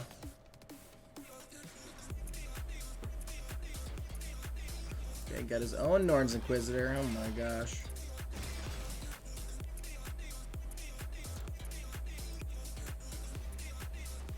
Okay, we have enough mana, 8 to.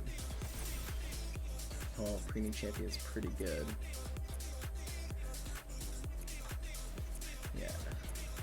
I think we need to flip. We need to get it out Title Terror so that it's available for next turn. So that we can get the Cascade, so that we can get the Unblockable for next turn. Ooh, that's pretty good.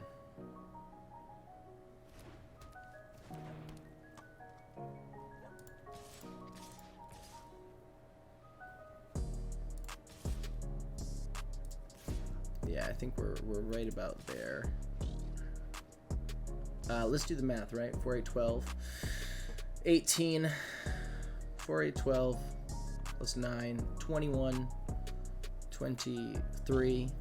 If he doesn't block the 4s, he kind of just dies. Yeah, that's it. And then that gets us to Title Terror is lethal next turn. 3, 3. I forgot that he had that. We gotta do those maths next time. I don't think, unless he wipes the board, I don't think this actually kills us. But I think it does put him at 5, so that next turn we can Title Terror for 7 for the win with the Ozolith here. Yeah, that's it. Oh, he's just blocking in a silly way. Oh, no, no, no.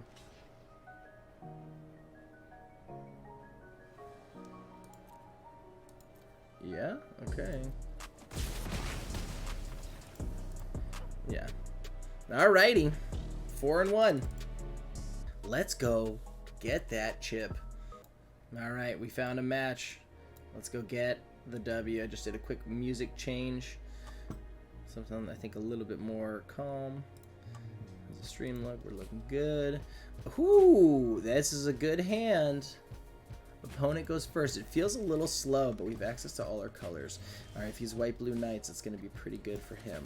Invasion of Ixalan will maybe get us like a Preening Champion turn 3 that can start attacking. That'd be nice. And Oppo does nothing. Okay, so here I almost think I want to do Aerialist. He could have a counter here. I'd rather him counter the Aerialist over the Ixalan though. Okay, Plane Cycling is pretty good. That's totally fine for us. And then we're able to play Invasion next turn. Okay, it's a little scary. Won't lie, definitely a little scary. Let's look at the Invasion, see what we get there. And then we get to attack it. Norn's Inquisitor, but we can't play. We can play it next turn. Next turn we could do Blighted Burgeoning into Norn's Inquisitor. And this, or we can do this turn Captive Weird Defender. The Norn's Inquisitor with the Blighted Burgeoning with our current hand is just really good, right? Makes a... What's Blighted Burgeoning? Incubate 2, so we get 2 3/3s. I think that's pretty good mid-game tempo. Okay.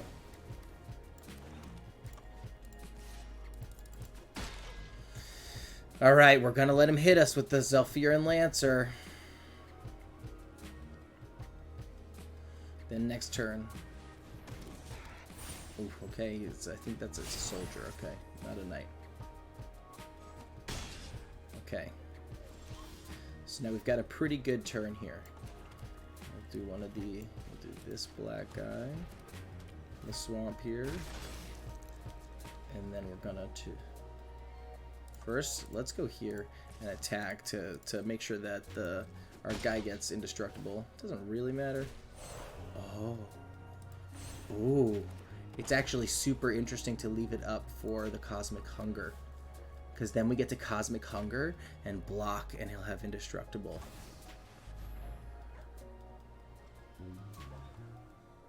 Whenever another knight enters the battlefield, I think we Cosmic Hunger now.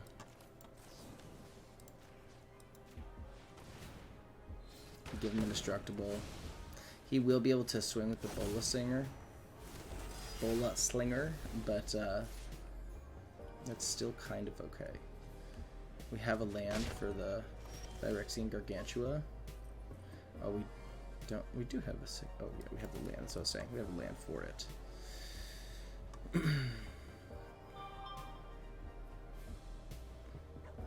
He is able to. I think we actually got to go here. Then we would go flip, flip.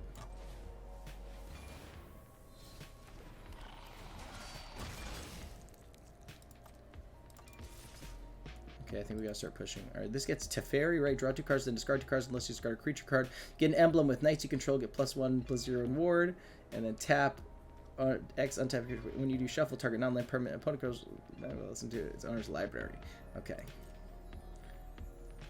So we wait till he attacks, then we can flip, flip. Okay. Wow, this is nuts. I think we're in okay shape here. I'm a little nervous, but I think we're in okay shape here. If he has Nefar's Dispersal, he does get us. Because he's going to swing out, he taps the Norn's Inquisitor. We flip, flip, block, block, Bola Slinger, Knight. Oh, well, if he would have to do it before blocks. So he could do it after attacks and before blocks. Okay. Nothing has first strike. Okay. Oh! I went right past that. Oh, slow down. Michael. That was pretty painful. Alright, this is the play now, unfortunately. Oh, that hurts so bad. That was a huge tempo loss. It's okay. Just don't tilt. Just stay on the plan. Keep moving. Oh, okay, okay. Put a stop on the end step. Stop. Okay, let's focus. Let's focus. We can't do little things like that tilt us. It's problematic. I think he got us a little bit there.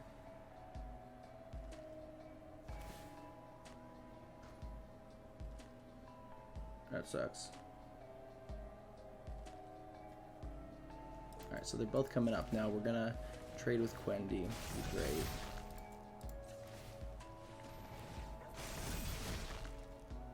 Now we get to go block.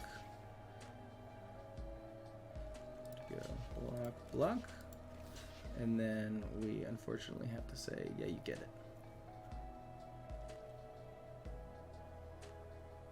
And Ward 1, huh? Is this lethal for us if we make it so that he can't get it? If we make it so that he can't get it, it's a pretty good attack for us. We trade a bunch of our board here, but we swing for 6 next turn. Oh no, we get to swing with everything. I think we're gonna do it like this.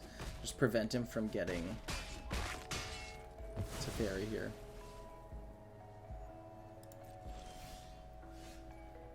Okay. It's pretty big time. 8.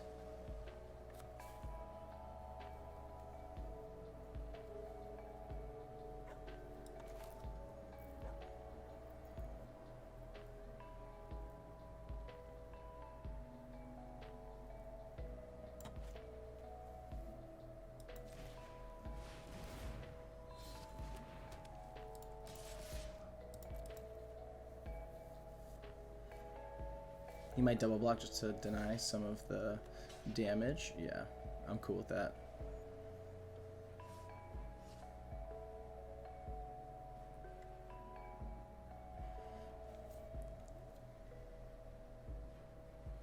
That was a pretty big mistake not flipping earlier. He has to block here. Tidal Terror. Tap Regisaur is actually still putting us in good shape. Yeah, he's been wasting so much time trying to flip the Invasion of New Phyrexia. All right, we're so close. We're so close. Let's not lose to silliness now. So we just gotta make sure that we play as tight as possible. We just have to get rid of the Bola Slinger. He's gonna tap down the Tidal Terror, and that's fine.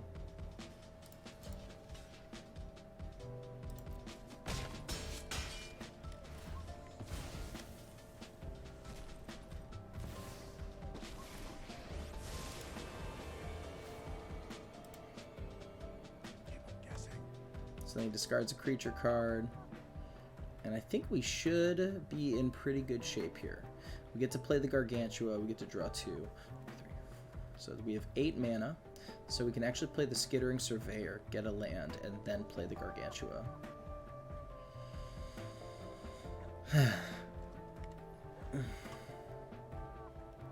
What a stressful game this has been.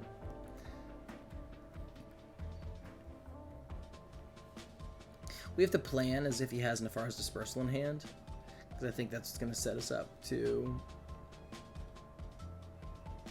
make sure that we actually get lethal on this next turn. Taz's Brutaclad.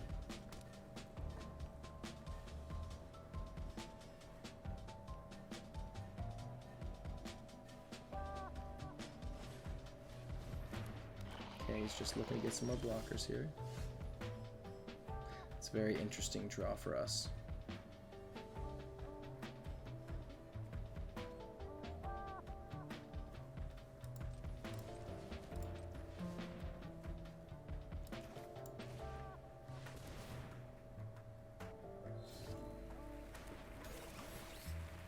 If we play the Gargantua, we are also able to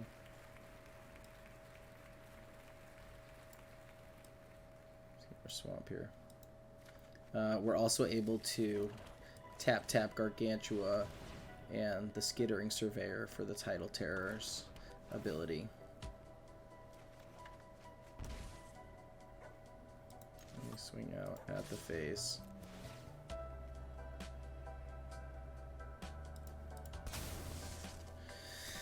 Okay. There you go. It's all on the table. I think that's exact lethal. He could have Nefar's Dispersal, and then we need to kind of figure it out next turn, but we have Aerialist. We have a bunch of problems for him.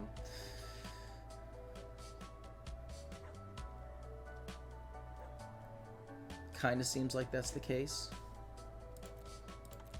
Let's kill the Knight of New Coalition. He could have... Okay. He's down to 3. He's keeping himself alive, and pretty impressively. Was able to find an answer for the Tidal Terror.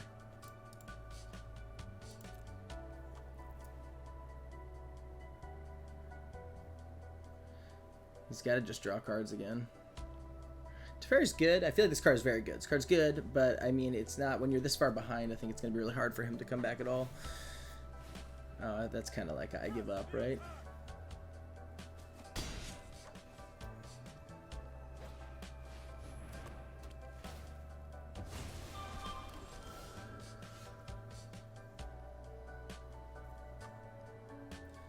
Kind of feels like I give up there. I could destroy all legendary creatures. Alright, Vigilance. At the beginning of your end step, exile target non-creature, non-land from your graveyard, create a 3/2 spirit. Okay? Sack a spirit, choose target card, exile with Quintorius. Yeah, you may cast that card this turn without paying its mana cost. So we put into graveyard. So we put it on the bottom of the Zorg library instead. Okay. So technically, is this lethal?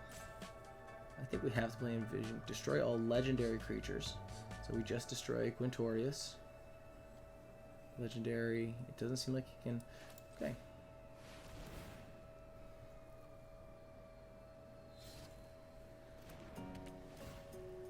Destroy all legendary creatures.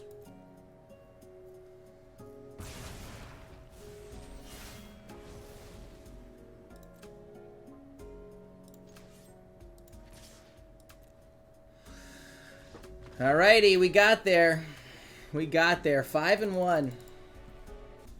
It does seem like a ridiculous deck to go, okay, yeah, we're going to go 4 colors. But the Norn's Inquisitor have been so good. So good. Like, it just every piece of, every card here is one that I want to play. That is doing something to advance the game plan of the deck. It's either effective or it's giving us good board presence. Double Norn's Inquisitors making 4/4s is also out of control.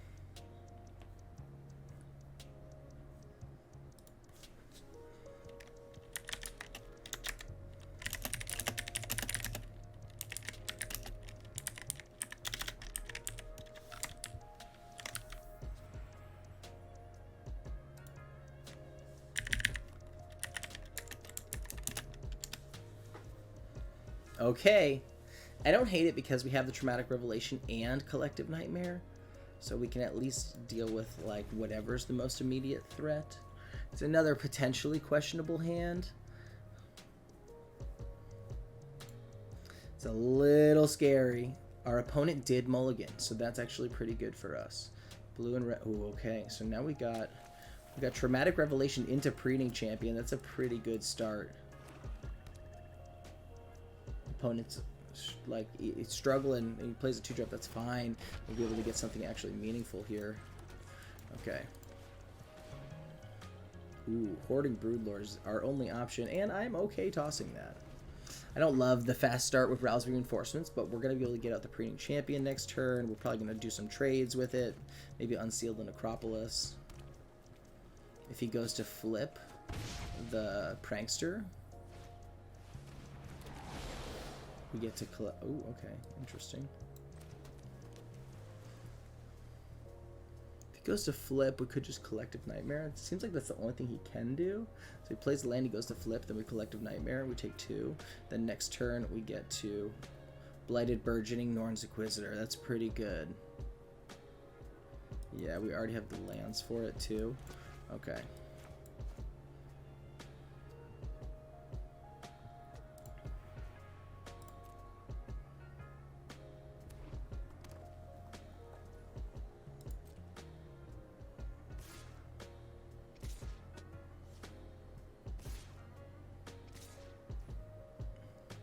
I think that's still the plan. It would have been nicer if we got to blow him out, but okay. Him doing nothing is kind of the equivalent of a blowout-ish. I think same plan. Wow, yeah, and we get the 2 3/3s coming in next turn. That's pretty big. We get a Preening Champion and a 3/3. Okay, it's moving. Things are happening. We got rid of his Broodlord. Like, that's so... Traumatic Revelation grabbing one of his bombs is absolutely crucial. He already had the Mold to 6. Unseal is just so insane. Insane in-sealed.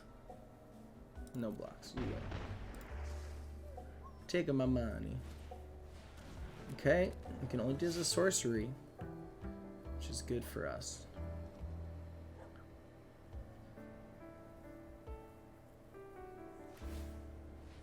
Yeah, he's got to just go get more resources.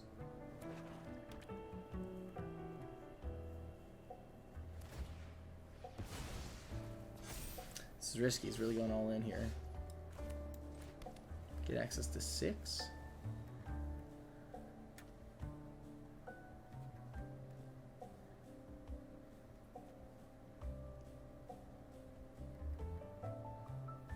I'm torn here. I think we're gonna Eyes of Jataxius. And then probably flip the 3/3 and see if we can get a block.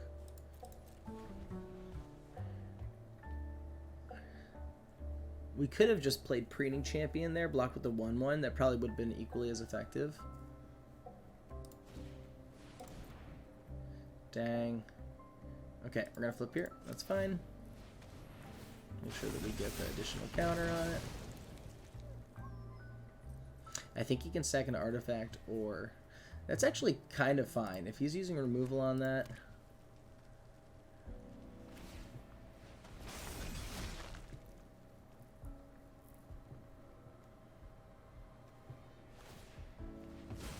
He didn't have to flip that there.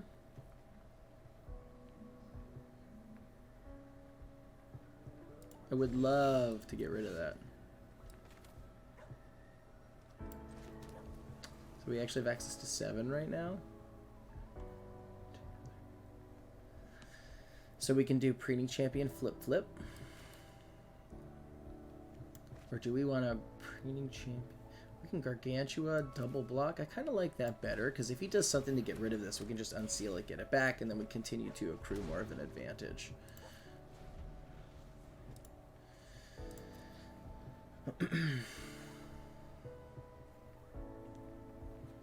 He's just been getting through so much of his, tossing all these tiny things to go get this big Stormclaw Rager.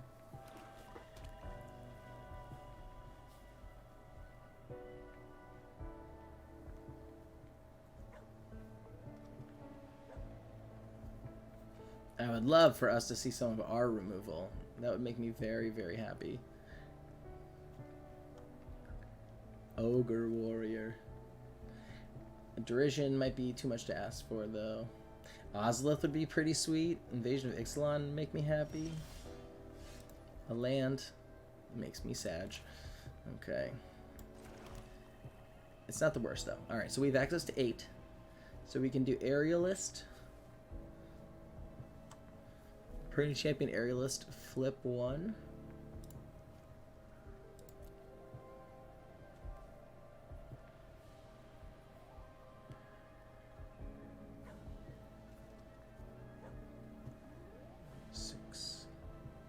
I think we do this, and then we try and flip to get another land and see if he wants to spend removal on it, and if he does, we have the unseal.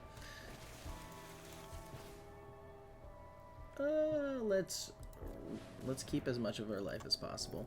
And then, yeah, okay, kind of give him a juicy target for his removal. Okay, great, we get to get deeper into our deck. We have a big 2/4 body flying.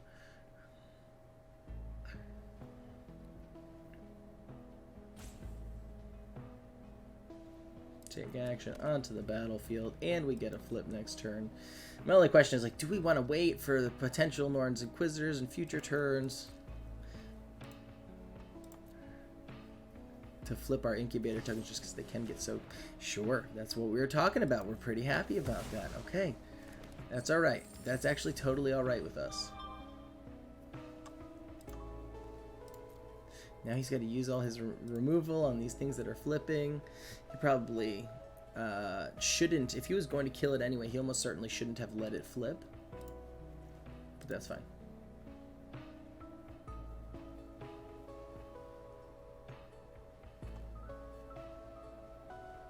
Oh, I should change it. It's not Bronze to Mythic. This is Arena Open.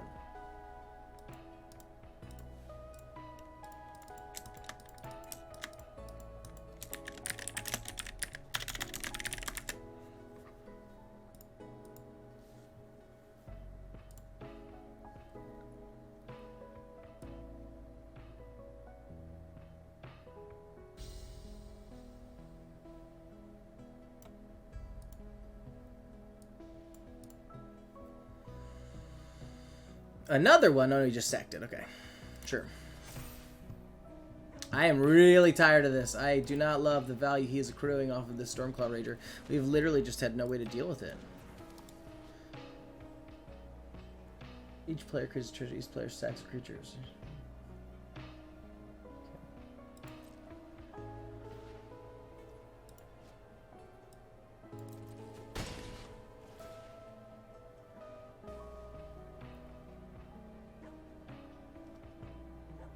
Each sacks a creature would be interesting.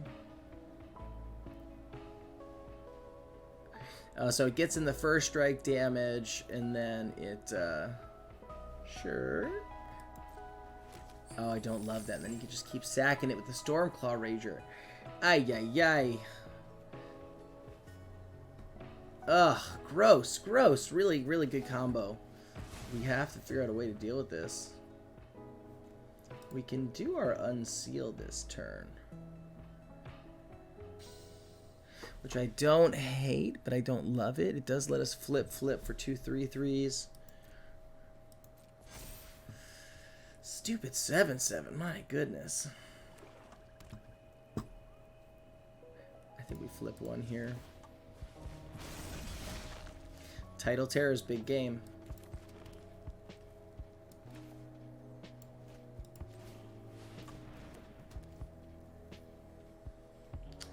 I think we're gonna put out the Preening Champion just to give us some more options here. Potential blocker.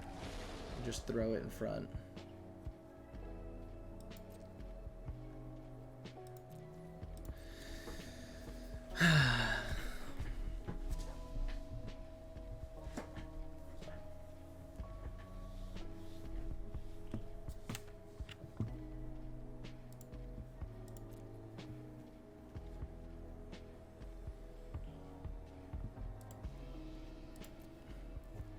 Yeah, he is starting to get a little bit ahead on the advantage side of things.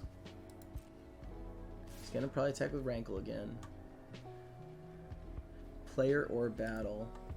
So what do we really need to draw into? We would need like Arachnoid Adaptation. Cosmic Hunger does it. That's 2.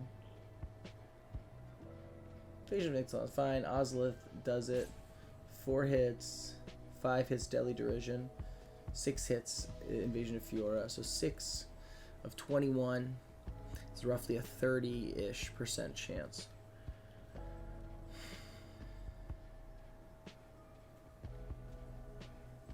He would only choose Treasure Token, he would just draw another card. But it's just like another opportunity to get to one of his bombs.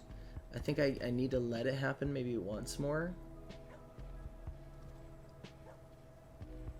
Ugh, this is so bad.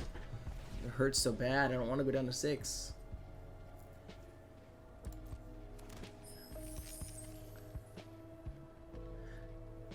So if he doesn't get another creature out here. Okay, so I can cast Unseal this turn with all these treasure tokens. And then that gives me Norns a 3. Ugh, gross.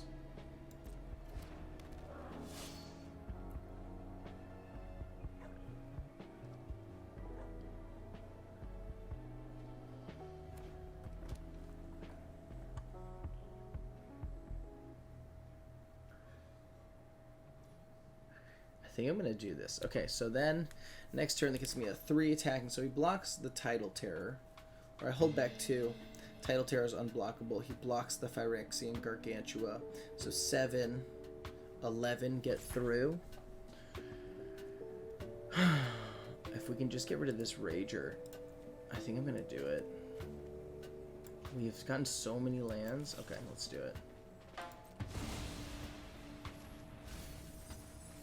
Cosmic Hunger, Emoti, Captive Weird.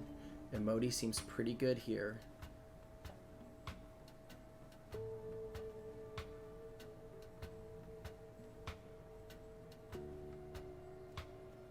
Aerialist Flip also seems pretty good. Emoti Cascade seems pretty good. I should have maybe thought about... Okay. That's really good that gets rid of Rankle. And I could flip it immediately with Tidal Terror. Okay.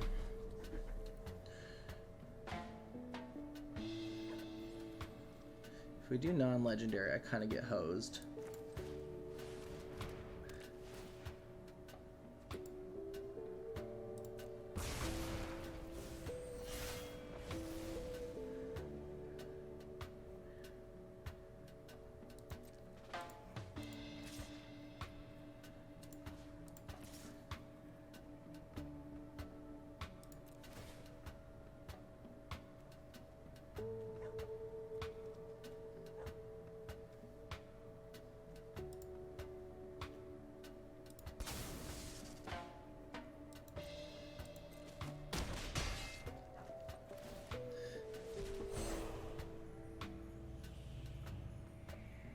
Oh, wow, we can remove all the counters from the Stormclaw Rager whenever she attacks. Oh my gosh, at the beginning of RP, you haven't dealt damage to last turn. Draw one. Okay. So we're going to play this Aerialist, and we're going to flip the Incubator token. Wow, okay. Okay, we might be all-out alpha next turn. What a ridiculous deck. Wow. The unseal was the right call last turn. It dug us deeper to our bombs. Wow, holy crap. We rip Fiora off the top. Invasion of Fiora. Attacks remove all counters from up to 1 permanent is so ridiculous. Stormcloud Rager is literally we alpha next turn and it's completely squashed. He has to get rid of Marchesa this turn, but he's spent a bunch of removal already. We burned Vanquish, Hanger, Trailblazing Scout, killed the Rankle. He's already used Deadly and Searing Barb, so he probably at most has 2 or 3 more pieces of removal in the deck. He maybe has one or 2 more Deadly Diversions at most. He has to have them in hand right now. Okay. That's not going to do it.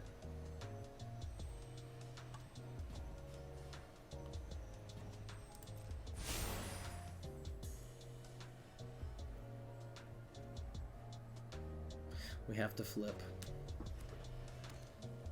I think his trample we could lose immediately, but I think we might have it. He swings with both, we win.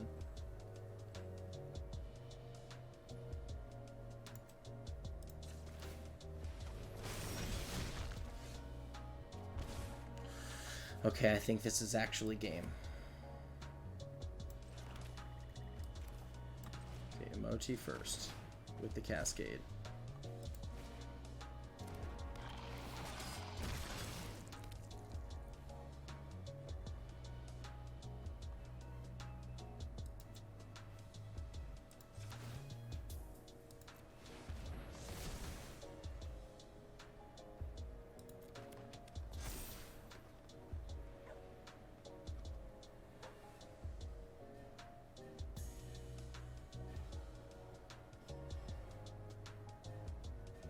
I do not think we die, and I think we potentially win. Remove all counters from our friend here. If I tap out completely, that does leave me in a very scary spot. I'd rather force him to block. I'd rather leave up some of our blockers. And if he has anything good, I would like to try and save our things. Okay. Let's see how he blocks. We have 3 timeouts to kind of make sure that we plan this out appropriately. We will throw away Emoti and Narn's Inquisitor in a heartbeat. Even though he had some ridiculous combos, we still stayed ahead of him. This deck is really, really solid. Just does so much to draw through the deck to give us really, really powerful options at every point in the curve. Okay, so after we see the blocks that he does, we'll have to see if we can get to... He only has to get us to 1 life, though, because we'll do 1 damage to ourselves with the Monarch. So we need to be very careful. If you haven't been dealt damage since your last turn, so if we are dealt more damage, that's true. It won't actually hit. Okay, that's pretty good for us to get both of those. Okay, so this is 3, 6, 7, 8, 9, 13, 15, 17. Untap Marchesa, and that's actually lethal. If he has no answers. Wow.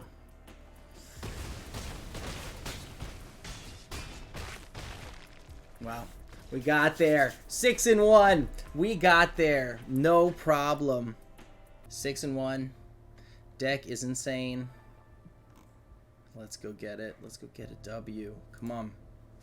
Yeah, I really do feel like, even if you don't... We got some really strong cards, but I think just maximizing... Okay, we have all our colors. We have all our colors. A turn 2 Ozolith, turn 3 Breeding Champion, Unseal in hand, Deadly Derision. We have to be extremely judicious and careful with when we use the Deadly Derision. Okay, we are going to play very tight right now, so let's be smart. Let's play optimally. Ozolith, turn 2. Change of plans. We're going to do the Herbology Instructor turn 2 because getting some board presence here I think is a bit better. And had he countered it with the Assimilate Essence, we actually had the Unseal in hand. And I like doing that into Breeding Champion, into turn 3, turn 4 Skittering Surveyor land, more than just getting out Ozolith. And I also like presenting if we like wind up to be playing against a green deck and they have like an Atraxas Fall. I like the... Oh, great. Cool. I don't know why he would toss that, but maybe he undervalues it. Or maybe he just thought it wouldn't be good. It would be great against us. Alright, well that's pretty bad too. Creature or battle, so he literally can get Surveyor or Champion. And then we have the Unseal right away, but that's fine, right? He knows we have the Derision in hand. I don't love when people know what's in our hand. Alright, so we need the double blue, we need the double black.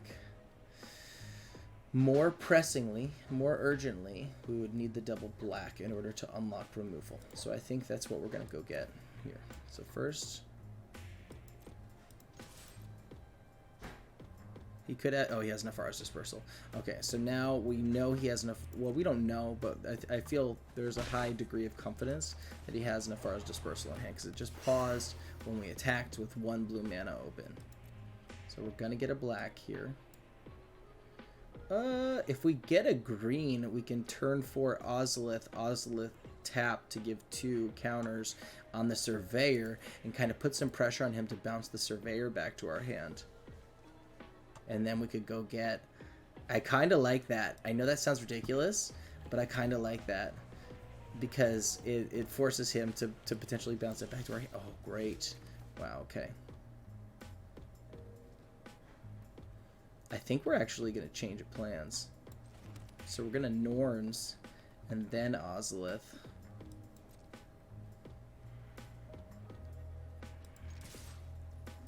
I think the same principles stand true, but the whole point is like if we start flipping with Norn's Inquisitor, he's just taking a little too long here. We just want to make sure whenever they're getting the 1/1 counters that the 1/1 counters are stacking, right? Because this is if 1 or more 1/1 counters would be put on an artifact or creature you control, that many +1 are added instead. Okay, this is not enough.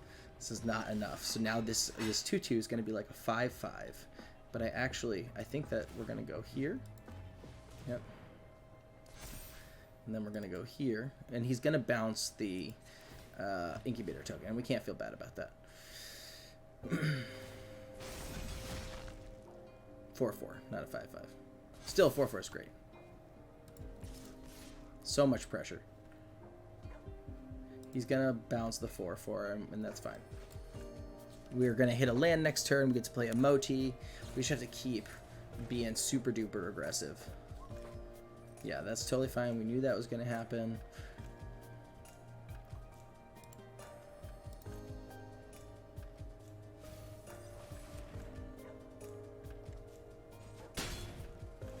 Yeah, right. He doesn't want to bounce a Skittering Surveyor back to our hand. And I'm fine with powering up. Ooh, okay. Yeah, use removal on that. I'm cool with that too. See, Ozolith is so great because it turns everything into like, oh, I maybe need to use my Vanquish the Week on that instead of that Norse Inquisitor because I can block it. Yeah, sure, right? Second from the top or on the bottom. I think I'm going to put it second from the top. Yeah, because I kind of want to draw my black source or my blue source. And we still... Oh, that's pretty good. So now we get to go. First, let's Traumatic Revelation. Yeah, this is awesome. And if we get nothing, we get to incubate 4. But we're probably just going to put the Render Inert Pile on. Wow. Okay, so those are good. The Sorcery Instant. Okay, so we get to incubate 3. Incubate 4? What just happened?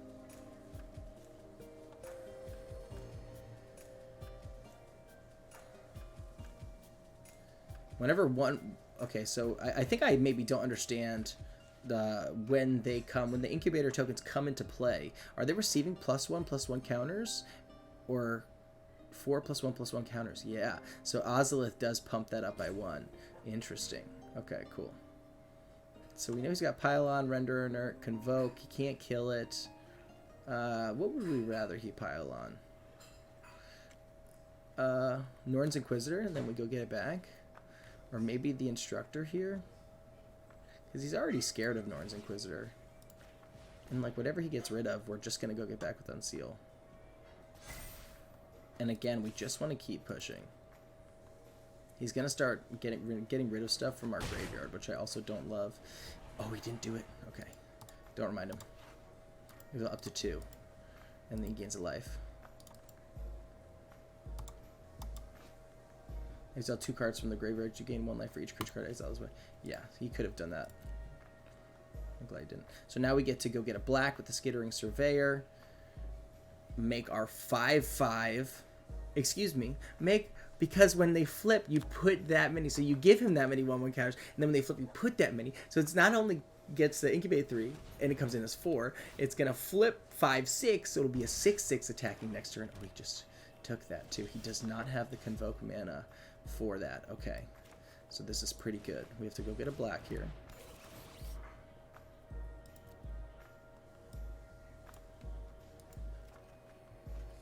Yeah, we get to play that. We get a 6/6 from this Incubator token. Wow, insane. And if he wants to double block, I'm pretty okay with it.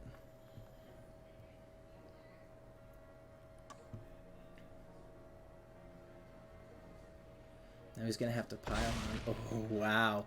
Okay, we put him down to 3. Okay, this could be it. We get to flip Herbology Instructor if we hit a land next turn. And then we get to get rid of one of his blockers. Well, he has the pylon, so we actually can't do that. He has 7 mana.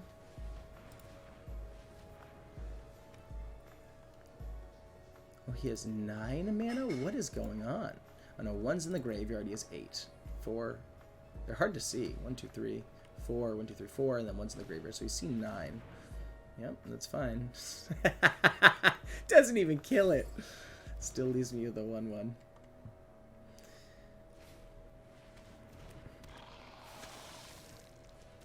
Okay, he is going to be able to convoke out the pylon. We hit a land. So we are up to 6 lands now, so we can Deadly Derision. The thing is, if I go to flip, he just piles on. Deadly Derision into pumping what? It's an instant. This is a sorcery. I can just Title Terror, and he has to use... Oh, if he uses pile... Okay, so if we go to flip, he uses pile on this turn, then we play the Title Terror. Or we play the Title Terror, he uses pile on the Title Terror, we flip, kill the Gargantua. I think the Title Terror, because it guarantees lethal, is probably better. But that's still 2 turns away. Deadly Derision into Ozolith swing. I'm going to take this timeout here. That loses, puts down to a 4. I don't hate Deadly Derision, then opening up Unseal the Acropolis for us. We can also Emoti, leaving up 1, 2. 2 mana. Emoti Cascading.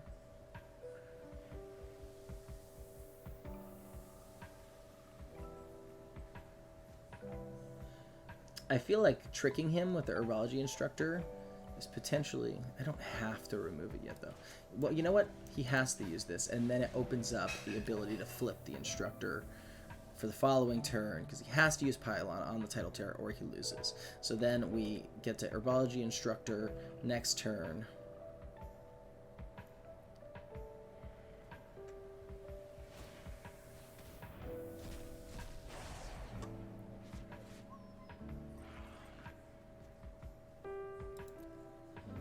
I'm a little scared that we're giving him turns to draw things, but it's kind of okay.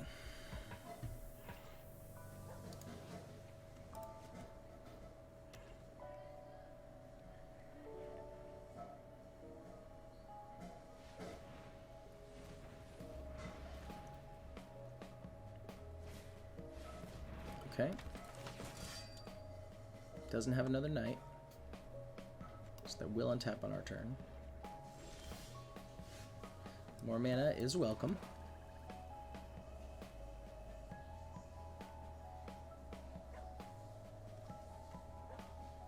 So I think now we try and flip the Herbology Instructor and see if he uses... If he uses the Pylon, we actually win. So we don't have to take any life here. 3, 4, 5, 6, 7. or we do, and we take 2 and we have 1 life, but we can't do anything with the 1 life. So let's not take the life here. Go ahead, pile on. Okay, he lets it happen. He kind of had to let it happen there, because wow.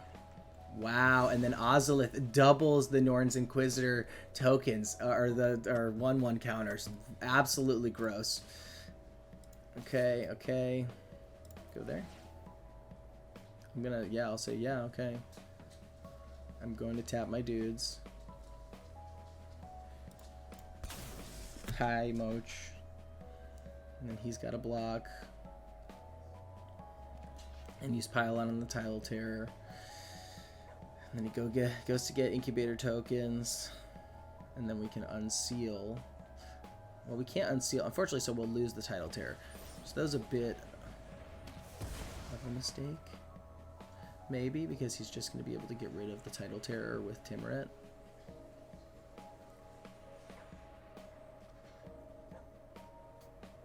Hi, Mochi. How you doing, babe?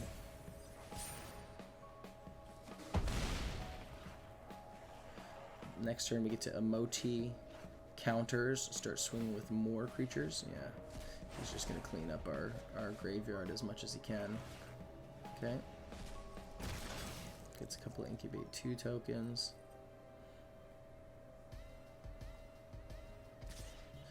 Interesting. You giving up, dude?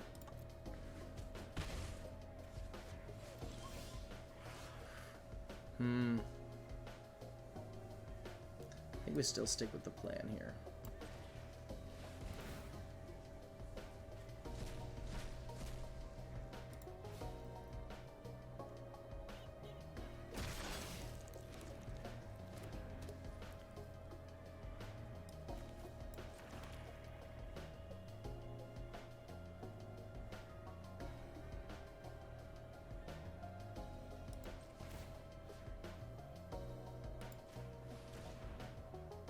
Hi, baby. How's it going?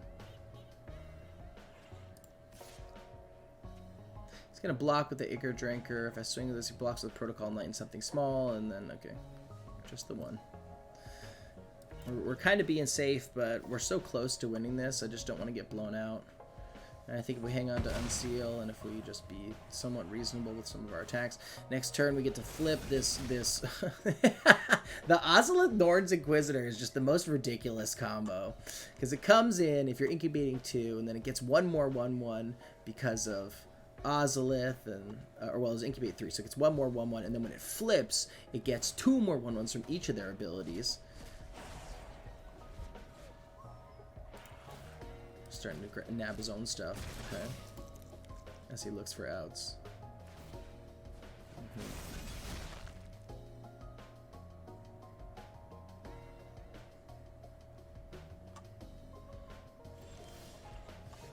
Ooh, that's pretty good. Let's see what we get. I like that it's going to give us a little bit of card advantage here. Maybe something the opponent doesn't yet know about. The Captive Weird is going to be nice. It's going to help us to continue to draw. So we have access to 6 mana. So 2 is going to be spent there. Captive Weird, full it. So 2, 4, 5. Then we go a little off curve here. 2, 4, 5. So we're going to go onto the Skittering Surveyor.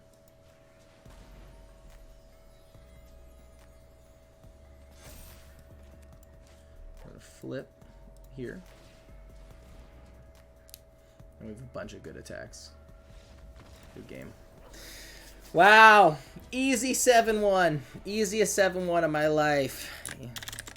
Easy 7-1. See you guys. Wow, what a day. That was easy, and that was kind of fun to play. The deck was just pretty bananas. I think we really got there. I think we had awesome mid-game grind. We just like kept churning through the deck. Everything either got us more cards or helped find our lands or just like So much snowballing, Cascade from Emoti, drawing cards with the Gargantua, board wipe. Honestly, even just the Fiora killing like a legendary on my opponent's side of the battlefield, like, oh, that was incredible. Really fun run. And I'm glad we got to do it on stream. I'm glad everyone got to watch. I hope you guys had fun. And we'll be back tomorrow for our day 2. Let's go get some money. Let's go get some money. Like, look at this pool. This pool is not that impressive. This pool's not that impressive. And we got freaking 7-1. Almost untouchable. Oops. That feels like a good day to me. Yeah, it's just like the Norn's Inquisitor, Ozolith. I didn't even realize that combo would work like that, because it's their 1/1 counters being put on the incubator tokens to start. So if you're incubating 2, you're actually incubating 3 with Ozolith. And then when you flip them, Norn's Inquisitor triggers, Ozolith triggers again. So your 2s become 5s, and then your 3s become 6s. Like, that's just insane.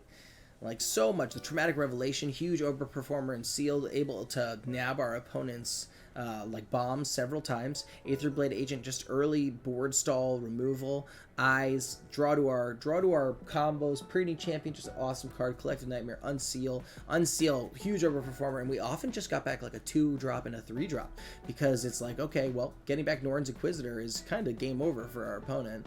And then Blighted Burgeoning, helping us cast our spells. Double Skittering Surveyor, I was reluctant because, you know, it's a 1/2 and doesn't do very much, but it wound up being incredibly valuable because we put the counters on it, and then all of a sudden it's a 3/4 and it's able to attack and block really well. Daily Derision, good removal. Emoti, huge overperformer. And Tidal Terror, the unblockable. The fact that it can be unblockable is just a game-ending threat at common. And that was awesome. Captive Weird draws cards. Skyclave Aerialist draws cards. Like, oh man, I'm very glad I went with this build. I was looking at this and I was like, this is shady. And then I started to do the math and I was like, oh, 5, 7 blue, 5, 6, or so 5, 7, 8 if we count Burgeoning. Then it's 5, 6, 7, 8, 9 black, 5, 7, 8 green. Even though, you know, you need a green to play this, so maybe it's a like 7.5 green, and then 1, 2, 3, 4, 5 white. And it's like, oh yeah, we can splash this stuff. I'm happy playing Norns on turn 4 when you can play it and flip the incubator token that you get from it. What a deck, what a day. 7-1 for the win. Let's get it. Tomorrow we'll be back to playing day 2. All right guys, thanks again for watching, and we will catch you next time.